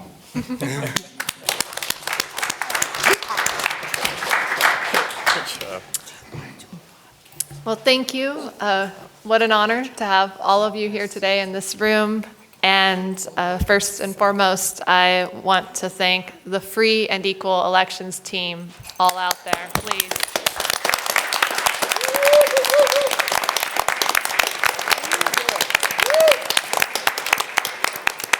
For their tireless efforts to make this debate happen. Without you, Free and Equal and Open the Debate's vision would be just a dream. I'm sorry, a vision would be just that, a dream, untouchable. Never, I got a little teary, so it was hard to read for a moment, and never brought to fruition. Because of you, history is being made today, right here in this room. Secondly, I thank the audience. Thank you, all of you, by choosing to tune in and open your minds to the idea presented by this diverse set of candidates who are actively breaking the toxic status quo and casting aside the veil which seeks to divide us. No words could ever express the gratitude that I feel. My intention is to show you through my actions. I promise that I will fight for our freedom by your sides tirelessly and never back down, even in the face of the fiercest of opposition. Thank you, candidates, for participating in our open presidential debate. We are so grateful to our co-host, Eli Beckerman, the founder of Open the Debates. Please. And all of our sponsors here today, watching today, supporting us. This is the kickoff for our series of presidential debates. That's our goal. And our 2020 United We Stand Tour, which is sponsored by Thrive Fest Hawaii, Heartland Communities, Earth Week, Sister Winds Festival, Freedom Rising Convergence, and Tribal Vision. For updates on our events and upcoming information, also our upcoming, that is, blockchain election assistant app, which will transform our voting system and bring about political transparency. You can sign up to freeandequal.org or follow us on social media. I follow this musician by the name of Nako Bear, and one of his words that really resonates with me is a saying in his song, "I believe in the good things coming." And boy, do I. We will see through this illusion that the system has created that we will rise above and shape our future for the greatest good of the American people. The moment you give up, you become a part of the problem. Yes. That is what the corrupt system wants. People who will comply no matter the cost. This is not an option. We must refuse. We must fight. It's time to put our differences aside and unite, that we can agree on far more issues than not. The whole world is watching us. And when we rise together here in the United States, everyone will follow. It is time to come together and bring about peaceful, compassionate solutions throughout the United States of America. So, on that note, that is the end of my speech. I guess it's, yeah.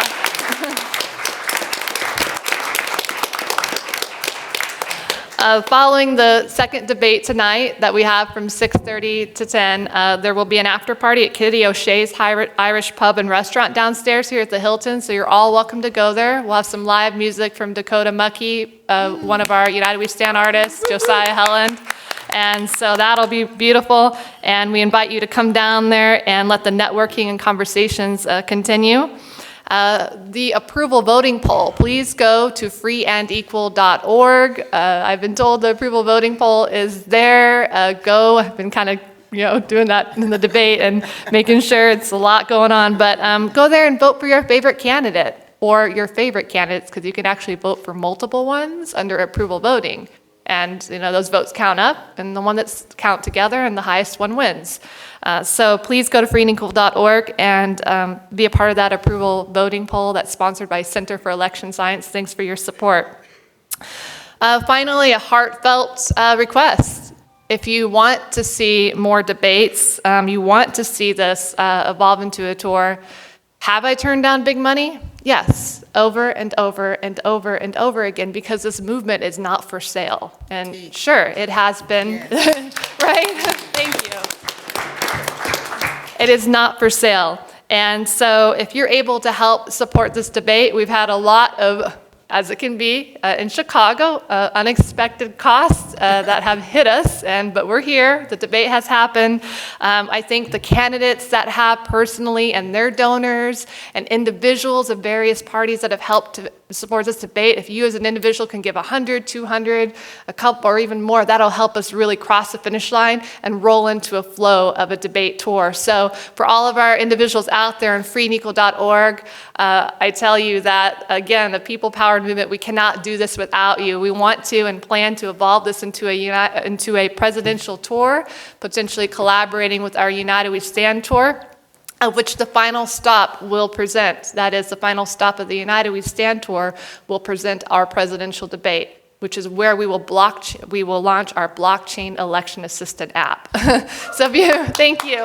So if you want more, thank you. So if you want more information, please go to freeandequal.org. And I really appreciate, again, Hilton Chicago, the team. Thank you so much for all of you, the cameramen, going really out of your way to really help make this a reality. Our production team as well, Adam Moreau, Jared Pesci. So thanks to the whole team here that's here on the ground today. Have a great evening. We will have a break now. It's just at 5:30. At 6 o'clock, all of the candidates from this debate and the next one, we're going to squeeze up on this stage, and we're going to have one question. Everybody has 1 minute to answer that question together in unity, all 18 questions. See you at 6 p.m.